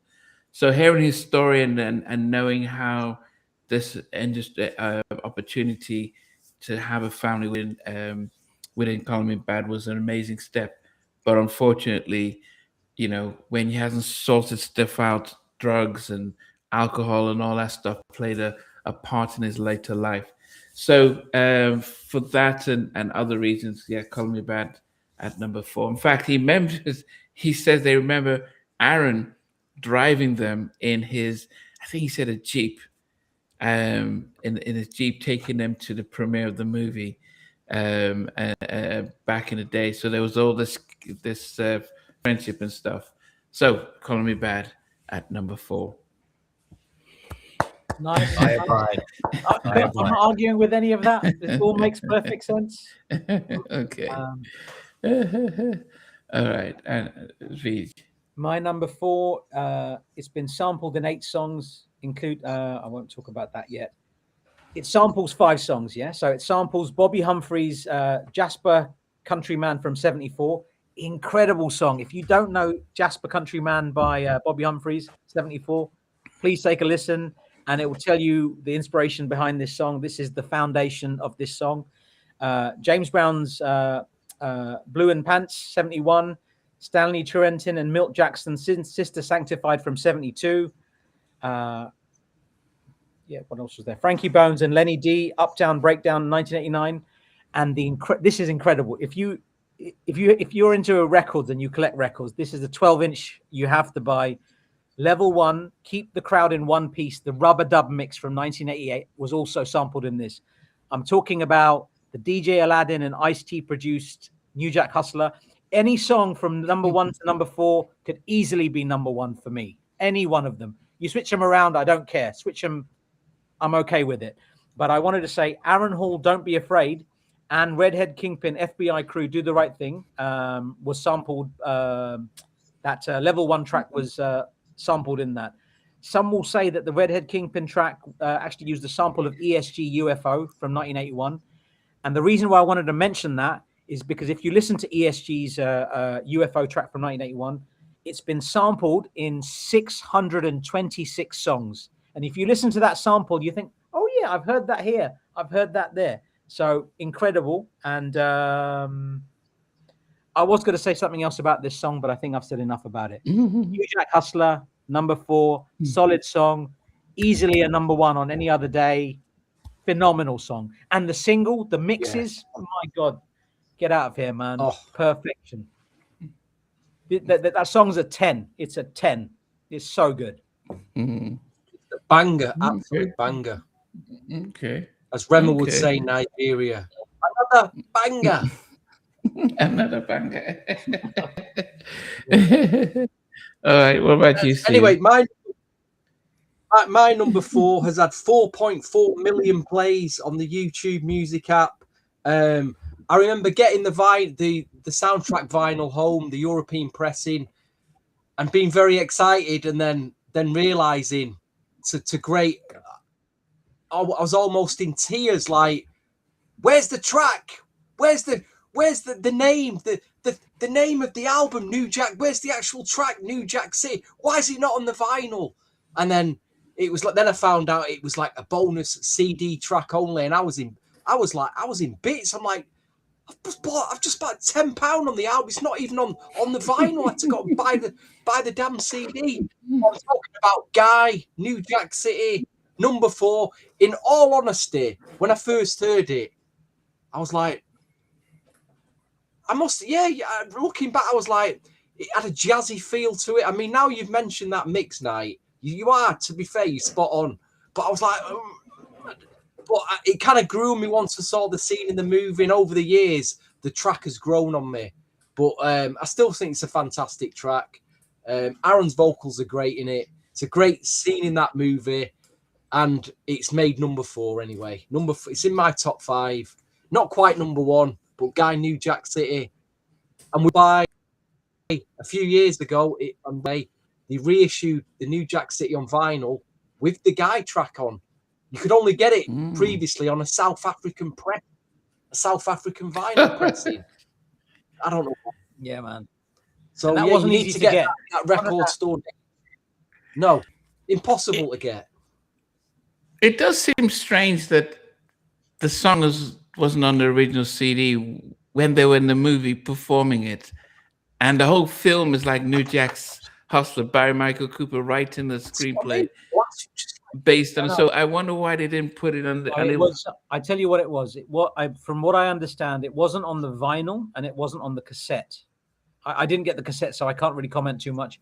But I think it was only available on the CD.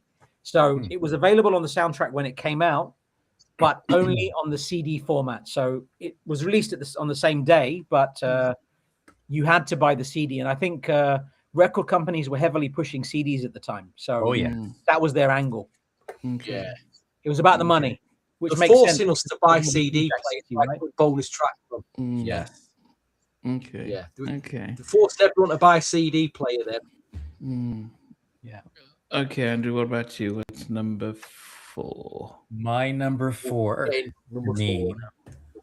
is one of the signature New Jack Swing songs, and it has the unique place in my brain of being overplayed, yet it still sounds fresh. Make that make sense. I don't know. It's just the way the song sounds. And yes, again, in my brain, overplayed, but if I heard it at a party somewhere, I would just be in an automatic great mood. And I would be so happy. I would tell the people that this can't be reality. Don't wake me up because I'm living the dream. At number 4, Christopher Williams, Don't Wake Me, I'm Dreaming. It is champagne music. It is sophisticated.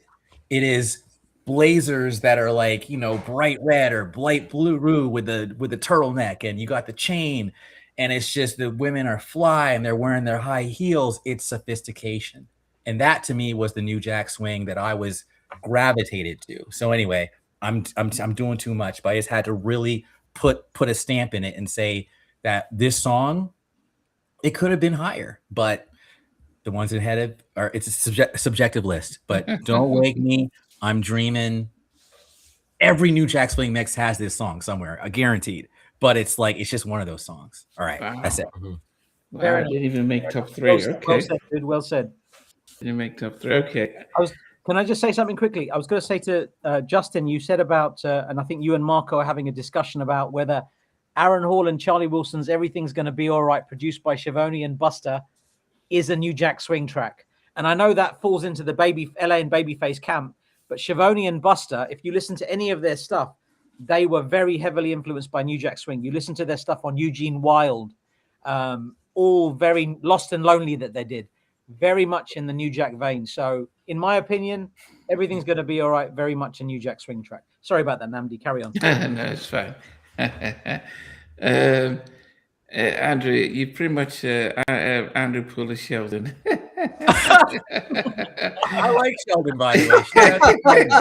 Shout out to Sheldon. That's what Sheldon would normally do. It's like this obvious song that should be number 1. He would just throw it at number 3 and just say, "Yeah, we have to listen to it too long." So anyway, at number 3 for me is what I liked about this track was how it took its time, and then in true fashion just built up, and it was like, man, vocal gymnastics.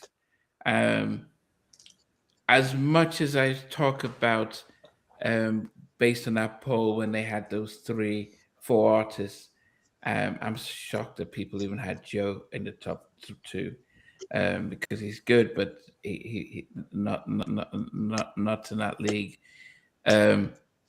Johnny Gill, I'm Still Waiting, is a song that when it starts off, you're like, okay, this is, oh my goodness, and he just goes in this way, and it's just I love my ballads, and I loved his delivery in this, and I'm surprised Stevie had it much slower, but Johnny really delivered a masterclass, and no doubt, he has endured as a vocalist, but for me there was always something special about how Aaron delivered his songs. There was almost a strength in his vocals, not just on New Jack stuff, but it was just the way he delivered and enunciates, and actually not overdoing it, and stuff. So that's why I'd always have Aaron ahead. But I'm Still Waiting at number 3 by Johnny Gill, masterclass. Great song. And I still respectably put it at number 8, but I'm happy that somebody put it higher up because it's worthy. It's such a great song. It's a great song. brilliant song. Really, really lovely song. I'm still stunned it's at your number 8, BJ. Still, like, I'm just scratching my head. As I said, I've listened. All of the songs on that we're rating in this top 10 are all 9 out of 10s. Every single one of them. So what do you do, dude? Like on another day, I'll probably put that at number 1. Might be number 1. I don't know. They're all 9 out of 10. Yeah. Solid songs, man. Number 3 for me, executive producer Gary Harris and Namdi's mate Jimmy Love Jenkins from Uptown Records, produced by Albie Shaw. FS Effect, Get It Together. Wow. Black as a Force is very clearly and strongly at number 3, and I'll tell you why. Have you ever heard anybody say, "You know what I mean," the way that Albie Shaw says it on that, and it sounds as cool as that? Nobody said those words. It sounds that over that. Are you kidding me? That is the song. The production is ridiculous, unbelievable. Proper Albie Shaw, and he's gone a little bit harder with the beats, but that is a solid Albie Shaw production. And FS Effect, easily a number 1 on another day. But the way Albie Shaw says, "You know what I mean?" It just sounds so good. I can't. It just it hits. I'm gonna re-listen. It does. It hits hard.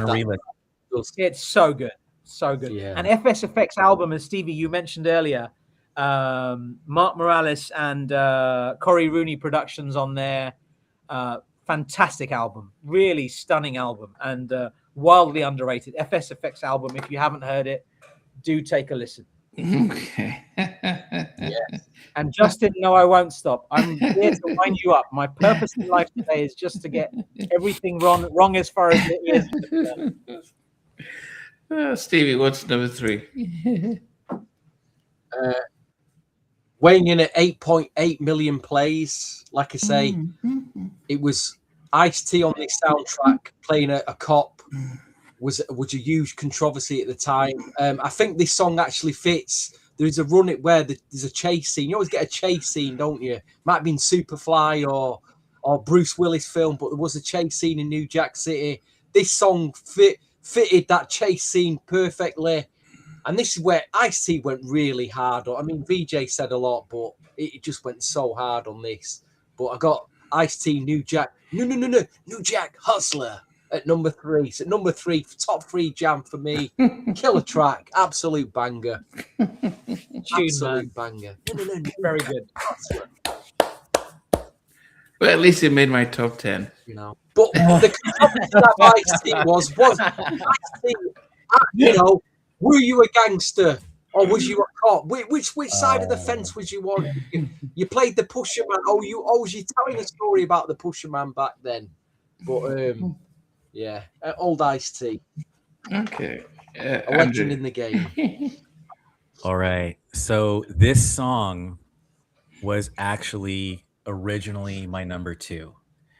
But then upon second listen, the number 3 became number 2, and this became number 3.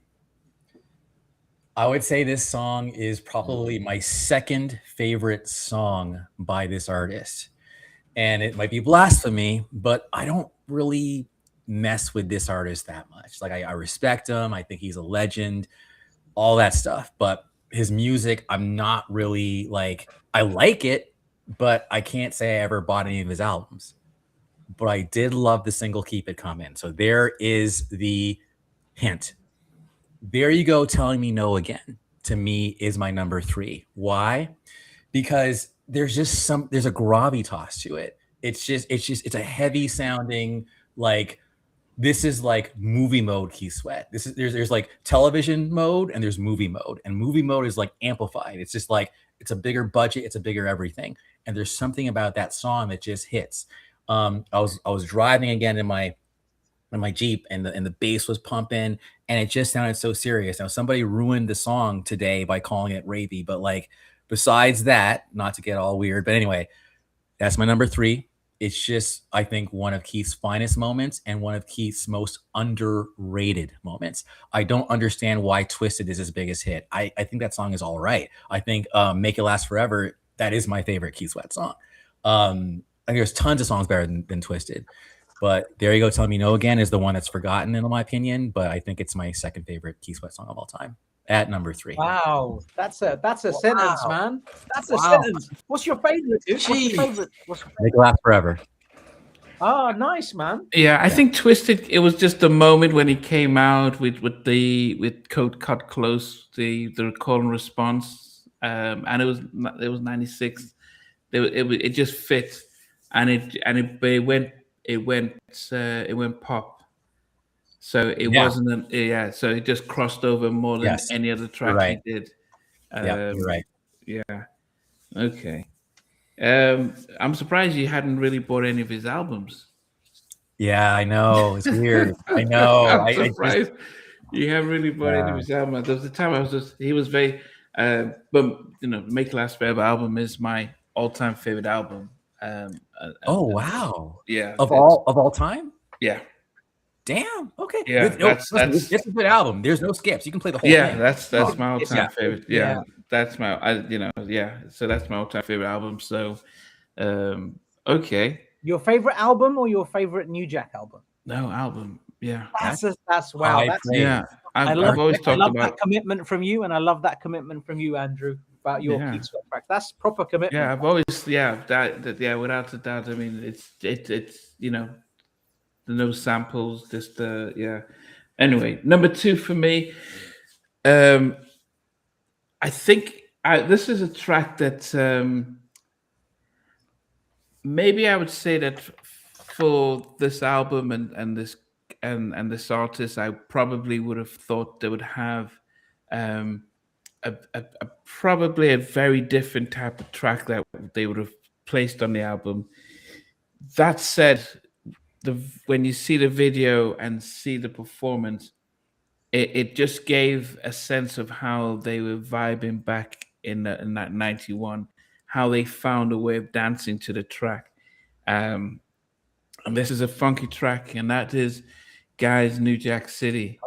If you see them dancing to the, they were doing their stuff like the way they were just dancing to the track.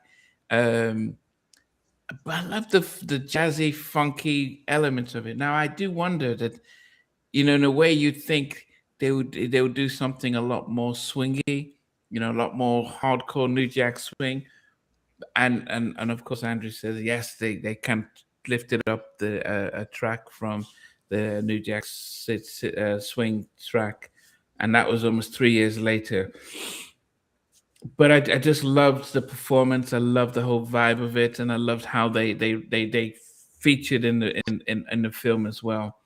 And but by all means, I'm listening to Aaron perform, and I'm like, yep, that's why he's the voice. And there is no doubt, as I said, and I wish we could do our top 10 favorite singers, and because I wonder where he would rank on my list of all times. If we're thinking favorite vocal singers of all times, I mean, he'll be in that top echelon. And I'm not going to say what number because I don't want to spoil it when that episode does come across. So, but yes, New Jack City by Guy at number 2. Nice, man. And well explained. I like that. I like that a lot, man. My number 2 is produced by Stanley Brown. I'm not going to talk too much about the singer of this track because we've talked about this. We did a podcast about the album, which we included this track. We did include this track on that album, didn't we? When we did Changes? When we did Christopher Williams Changes? Anyway, we did. This is my number 2. I'm Dreaming. Fantastic track. But who I want to talk about here, just for a moment, if you'll indulge me, I'll just mention this track briefly. It's sampled in 16 songs. Most famously, Notorious B.I.G. Machine Gun Funk from 1994, 50 Cent Dreaming from 2009, and KRS-One's I Can't Wake Up from 93. But the guy that's produced this is an incredible New Jack Swing mind. The way Stanley Brown understands New Jack Swing, he is up there with the best. And I don't think we talk about him enough. I'll just mention a few tracks. Like he did I'm Dreaming, which is it's an absolute belter. This is easily a number 1 on another day. That's his first production. Yeah. Because before he was doing co-production or playing on Chop Rock stuff and Keep Them Right, and but those were or even Express Yourself. He was doing a lot of but this was the first. I'm Dreaming was the first time he says, "Okay, I'm producing a track from start to finish," and he got to #1. So a big moment for him, and I think somebody must have interviewed Teddy, and they were talking about "I'm Dreaming" being Teddy Riley production. He said, "No, that's my brother Stanley Brown." Yeah. So I'll just mention a few productions by him. So Stanley Brown, New Jack Swing Productions that you should definitely check out. Keith Sweat, Spend a Little Time, and I Really Love You. I can't remember who mentioned it. They were talking about the Keep It Coming album. Those are two of the best tracks on that. He did one more production on there as well. Today I Got the Feeling, co-producer on that. Good to Go, Never Satisfied, he was on that. Bobby Brown, I Want You, I Need You, which was on the remixes in the key of B. That's Stanley Brown. An absolutely incredible gospel New Jack track by a group called Angel, a company called Angel. The group is called Company. The track is called Angel. The entire album is produced by him, but that Angel production is just stunning. Proper New Jack Swing track. London Jones, You Said. Drew Hill, Tell Me. Foreplay, We Could Do the Nasty. Kid and Play, Back to Basics. The original co-production was Stanley Brown. He also did the co-production with Jam Master Jay for Run DMC's Faces. Mona Lisa, You Said, that was him as well. And I'll just say this one more time. Talk about Stanley Brown more, because that boy is a genius. His production is through the roof. So Stanley Brown, thank you very much for I'm Dreaming. I love it. I'm sorry it's a #2. He also did Tell Me by Drew Hill, which was first song by Dave Hollister. And that night they took off his vocals and gave it to Drew Hill. Damien is saying, correct, the song was a memento because Dio Pierre Charlie. I'm not sure what. We've got Damien Hall's joined us tonight. Yeah. He's been commenting. Yeah. Okay, Stevie, what is your #2? There was something I forgot to say about the Guy New Jack City track that the producers Stock Aitken and Waterman a few years later completely took that production and made a New Jack Swing track for one of the biggest pop stars to come out of Australia. I don't know if any of you can mention who she is. One of the biggest pop stars to ever come out of Australia. UK. She's UK. Kylie? No. Oh, Kylie, yeah. Kylie Minogue. There you go. Yeah. Yeah, she did a track. YouTube after she did a track called Word Is Out. It's her only New Jack Swing track, but it's based on Guy New Jack City. It's just that production. But anyway, I'll get to my #2. I mean, this is a phenomenal Quiet Storm ballad. You could argue this if any track sound production wise sounds a bit dated on this album, it's probably this one, because it sounds like something New Edition could have sung over on Any Heartbreak, the production. It's got that Jam and Lewis kind of late 80s vibe, but it's an absolutely rendering the way he sings it and he builds it up. He renders his way through this. But what a killer. VJ had it #8. I thought you'd have had it a lot higher than this, VJ. I thought you might have had this #1, actually. I feel like an absolute. I know you're a big Guy fan. Now you're putting it at #2. He's putting it at #3. Yeah, I'm sure somebody's putting it at #1. I'm an arsehole. Because I remember as well, you bought the promo. Delete me straight away. Oh my God. I remember you getting the promo 12, didn't you, in America? I did. I was so happy, man. I think it's got the LP version. I didn't even know that. And the instrumental. That was the promo, you know. Beautiful 12-inch, man. I'm thrilled to have that 12-inch. Yeah, I do have that 12-inch, man. What song is this? Johnny Gill, I'm Still Waiting. Okay, wow, you got it. Johnny Gill, I'm Still Waiting. I didn't know there were remixes. That's amazing. I want it. There's no remix. It's just an instrumental and a radio edit. I'll take the instrumental for sure. Well, it's a great track. All right. Okay. And it fit again the scene in the movie, the raunchy scene where they're getting it on in the movie, and in the background it's playing. It's just again very memorable. Yeah, And I'll just say I had every song is a 9 out of 10. So it was at number 8. It's a 9 out of 10. Yeah. So Okay. take that as you will. Yeah, Chuck it. Yeah. 'Cause I'm getting rinsed. Everybody's just in the comments. I'm just getting rinsed. So I have to defend myself, defend my honor and my musical ears. We have your back. We have your back.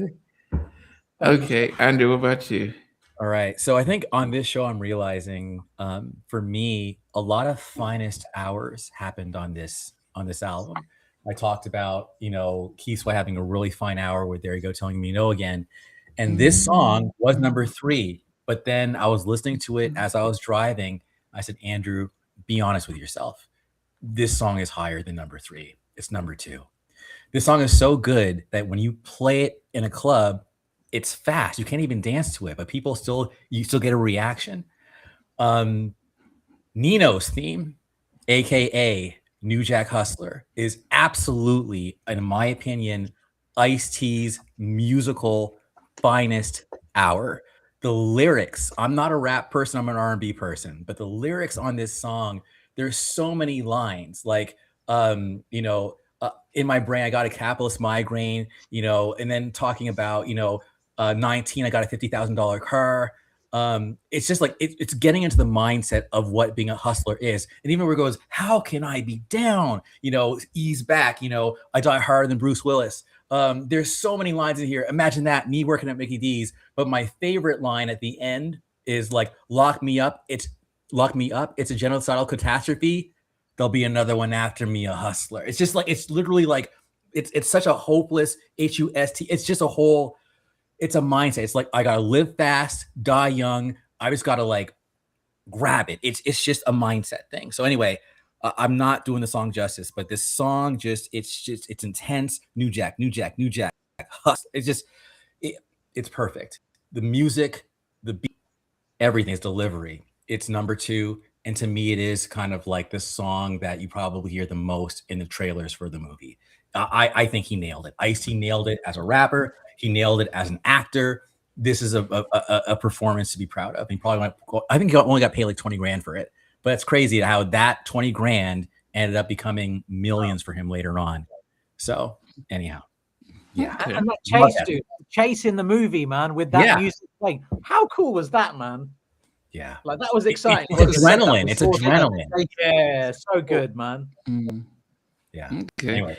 All right. So before I get to number 1, so guys who are just watching for the first time, before we get to our number 1, we kind of recap all the songs that we've listed.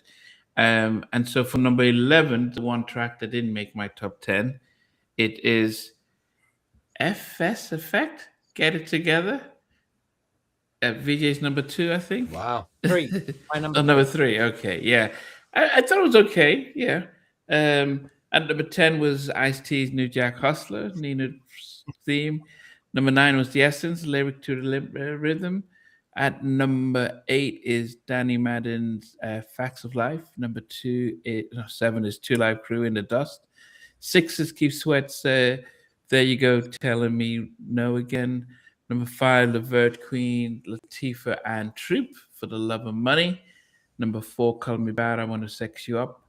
Number 3 is Johnny Gill, I'm Still Waiting, probably one of the best ballads I've heard on a soundtrack. Number 2, from the OGs of New Jack Guy, New Jack City.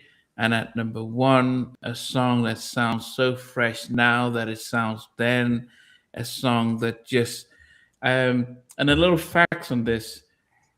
Aaron was Christopher Williams says that Aaron Hall was helping vocal coach him for this track, as Christopher was struggling how to deliver it. And Aaron said, "Why don't you sing it like Michael, like the way you make me feel?" So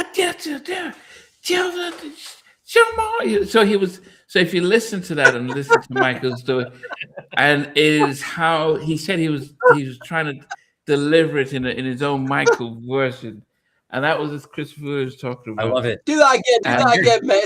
That's the performance of the night, mate. I think we should do it again. That would be kind of dope. Yeah. It is. That's a limited offer. So drink and you miss it. But it is a song that for Stanley Brown to have this as his first track that he produced on his own, and it goes to #1 and blows up, and it sounds amazing till today. It is just another level. Christopher Williams, I'm Dreaming, by far the standout track on the album. Makes sense, man. And it's a song that doesn't seem to be dated at all. Great choice, man. Yes. Agreed. Okay, Veej, what's your 11 to 1? From my list, just consistent 9 out of 10s. My number 11. My number 11 is the Two Live Crew, In the Dust. Just want to mention it samples Aaron Neville, Hercules from '73, Funkadelic, Mummy, What's Funkadelic from 1970, and Cooper Overture from 1968. Brilliant track. The Two Live Crew. Number 10 was Essence, Lyrics to the Rhythm. Number 9 was the incredible production by Howie T, Spider-Man, and Dr. Freeze, I Want to Sex You Up by Color Me Bad. Number 8, incredible Randy Rand production, I'm Still Waiting. Keith Sweat, There You Go, Telling Me No Again. Great song. That's my number 7. Number 6, Troop, Levert, Queen Latifah, For the Love of Money, Living for the City medley. Number 5, Danny Madden, Facts of Life. Number 4, Ice-T, New Jack Hustler, Nino's Theme. Number 3, FS Effect, Get It Together, Black as a Force. Know what I mean? Number 2, Christopher Williams, I'm Dreaming. Stanley Brown, Take a Bow, man. I love that it's number 1 for you, Namdi. My number 1, so much bias, but it's about New Jack Swing here. New Jack City, New Jack Swing. New Jack Swing from Rex and Effects, the 12-inch version. Did they use it? Did they not? It sounds very similar to me. This one samples James Brown's Soul Power from 1971. For me, it's Guy, New Jack City. I know, Justin, you said that you don't eat pork, and now if I put number 1, you're going to eat pork. Do let me know how that goes. And as I said earlier, any one of my number 4, 3, 2, and 1, which is Ice-T, FS Effect, Christopher Williams, or Guy, they're all interchangeable. They're all fantastic tracks. Today, it's Guy, New Jack City. I love it. Shout out to Bernard Bell, rest in peace. What a co-producer. And Teddy's sound with Bernard Bell was just different. And I love this song. I love this song. And for those that may be interested, the song was completed on the 13th of May, 1990. And it was mastered. What date was it mastered? It was mastered on 26th of November, 1990, just in case you wanted to know. So May 1990 through to November 1990. That's how long the song took to complete. Brilliant. New Jack City. And it was recorded during the Future recording session. So if you have a propensity to listen to The Future by Guy, this album almost made it on that. But because of this, it was put on here. Number 1, New Jack City, Guy. If you don't like it, eat a biscuit. I like this.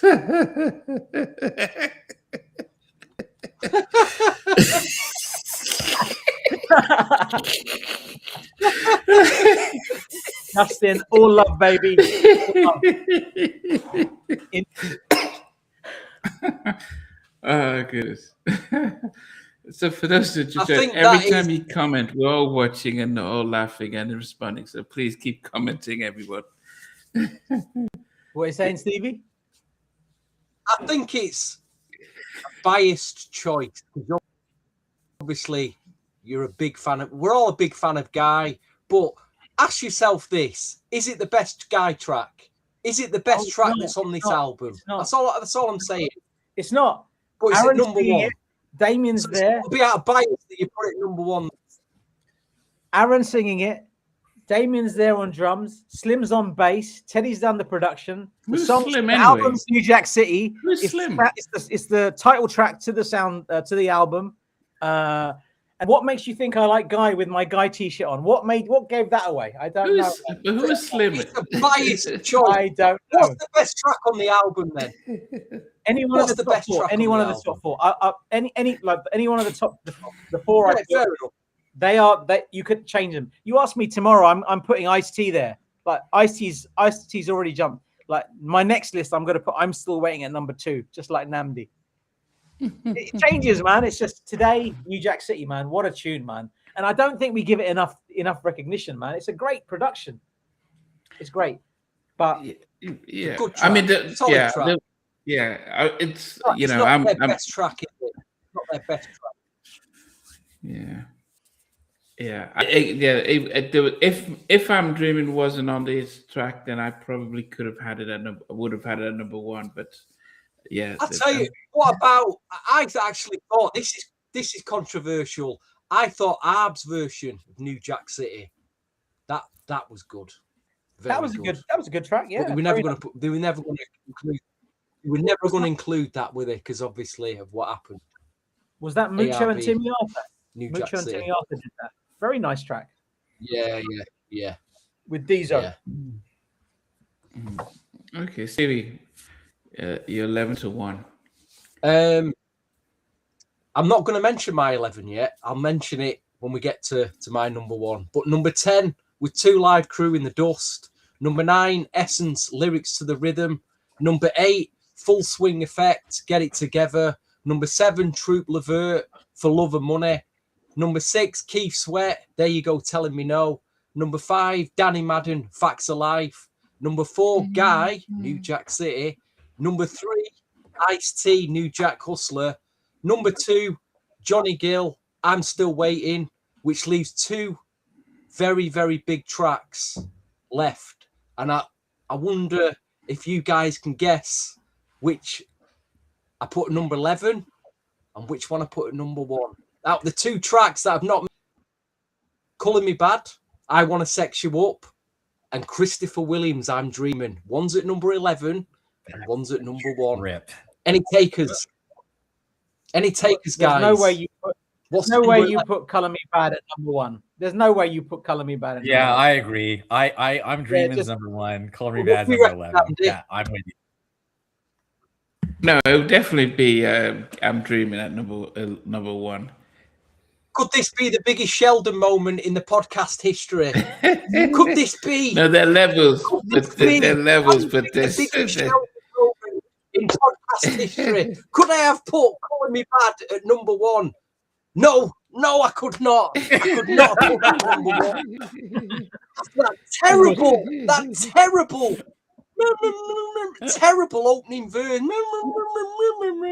That minty, horrible first 2 lines. Why, guys? Why did you think it like that? You ruined the track. No wonder they had to do another version, because them first 2 opening lines on this soundtrack were shocking. It redeemed itself afterwards. Great R&B track after it, but take away them first. Anyway, my number 1. I was thinking, I've been any better vocal start to a New Jack Swing track ever than Christopher Williams' I'm Dreaming. The only other track that I can think of that's got more memorable, just the vocal, is Guy Teddy's Jam. Jam, Teddy Jam. You know, that is one of the most memorable New Jack Swing vocal openers in New Jack Swing history. But this Christopher Williams track, the way he ums his mouth, I says, "Don't wake me, I'm dreaming." It's just so forgettable. It's just one of the best New Jack Swing tracks of all time for me. One of not the, but one of. I agree with you. Easily, I agree with you. Track. Which intro was better for you, Teddy's Jam 1 or Teddy's Jam 2? Oh, Teddy's Jam 2. Oh, it depends on the mood, innit? No, I'd say me it's 2. 2's fantastic. Number 1 is iconic. No, number 1's iconic though. Number 1 for Aaron's vocal, it's just that it's been sampled so many. It's iconic that. And the remixes for number 2 were done by somebody who's on this podcast right now. It was done by Damien Hall. Fantastic remixes, man. The Teddy's Jam 2, the Rubber Dub Jam. Oh my God, what the hell was that, man? Yeah. Such a great track. And Namdi, is that right that Aaron Hall did the vocal coaching for Christopher Williams on this track? That's fascinating. Yeah. So when Christopher Williams had, I think one of these Uncensored on I can't remember the name of the TV show. the Uncensored, he was saying that Aaron was in the studio telling him, because he was trying to deliver it, and he says, "Yeah, just try and think of Michael Jackson singing. I'll find a video and share it." And yeah. What's the Aaron and then Hall demo? Stanley was there? Is there an Aaron Hall demo of Drew Hill Tell Me as well, isn't there? There is one of that. That's on YouTube somewhere. It's on YouTube somewhere. Yeah.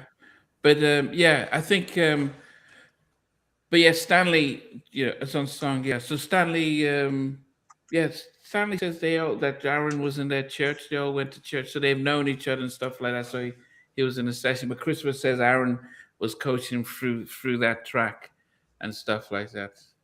Yeah. All right, Andrew. Sorry, one last thing. Dayu was saying, what happened to mine and Stevie's alliance? The alliance is done. We are done. No more alliance. We're both on the edge of our seat, and we sleep with one eye open now, just in case. You know what I mean? We don't agree on the music anymore. It's done. The audacity to call out his number one, just to create a bit of controversy tonight. That's all. Bit of controversy. Yeah, of course, man. Oh, dear. Shall I go? I shall go. No, all we've right. got one First more. of all, thank you for letting me. We've got one. No, Andrew's got to do his list still. All right, here we go. All right, sorry, Andrew. All right. No, you're fine.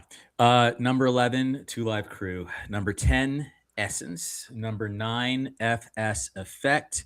Number 8, Facts of Life, Danny Madden. Number 7, New Jack City Guy. Number 6, Wanna Sex You Up, CMB. Number 5, For the Love of Money.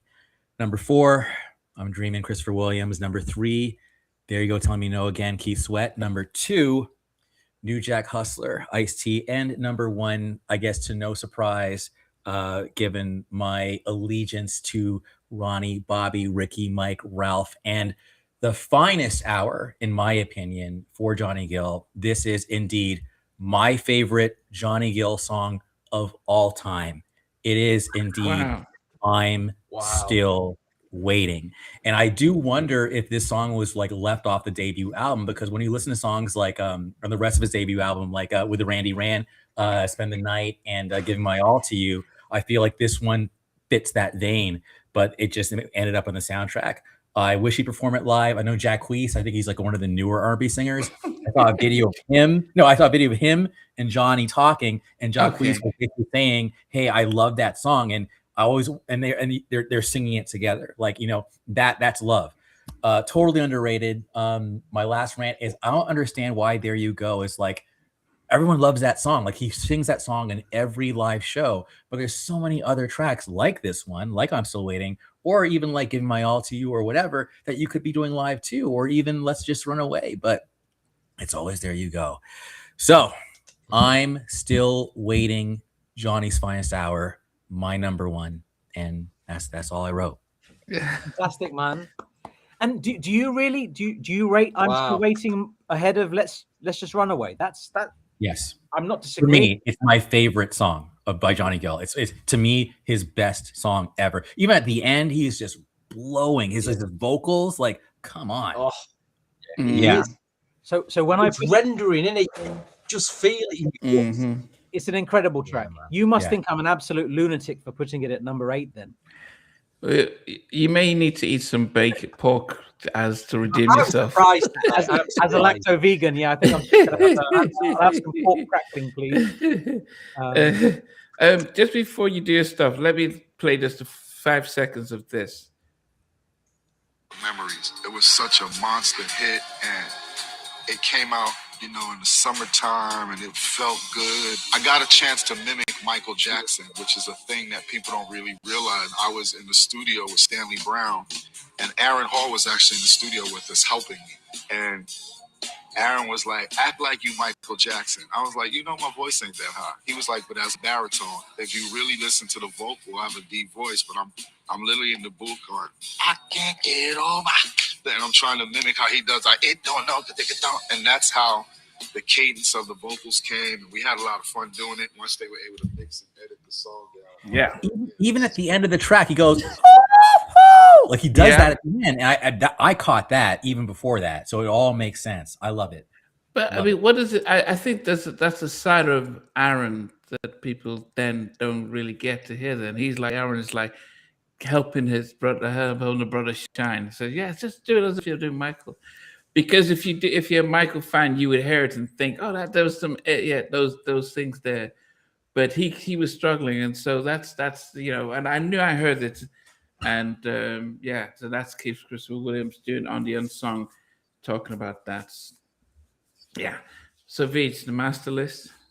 Okay, just before that, some shout outs to a few people. Thank you to everybody who submitted their list for this particular master list. Shout outs to Claude. Happy birthday to you today.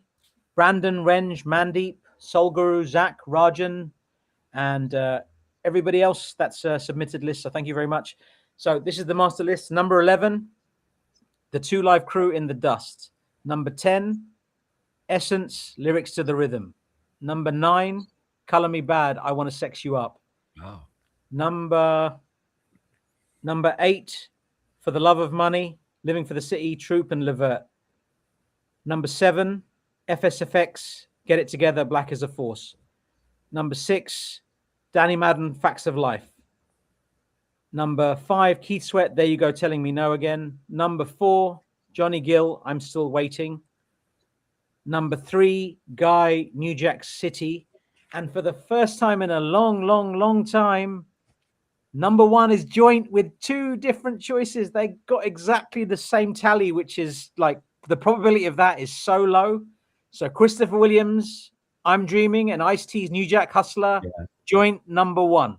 That's fair. That's it. Wow. That's your lot. Okay. Wow. I won the podcast. Well,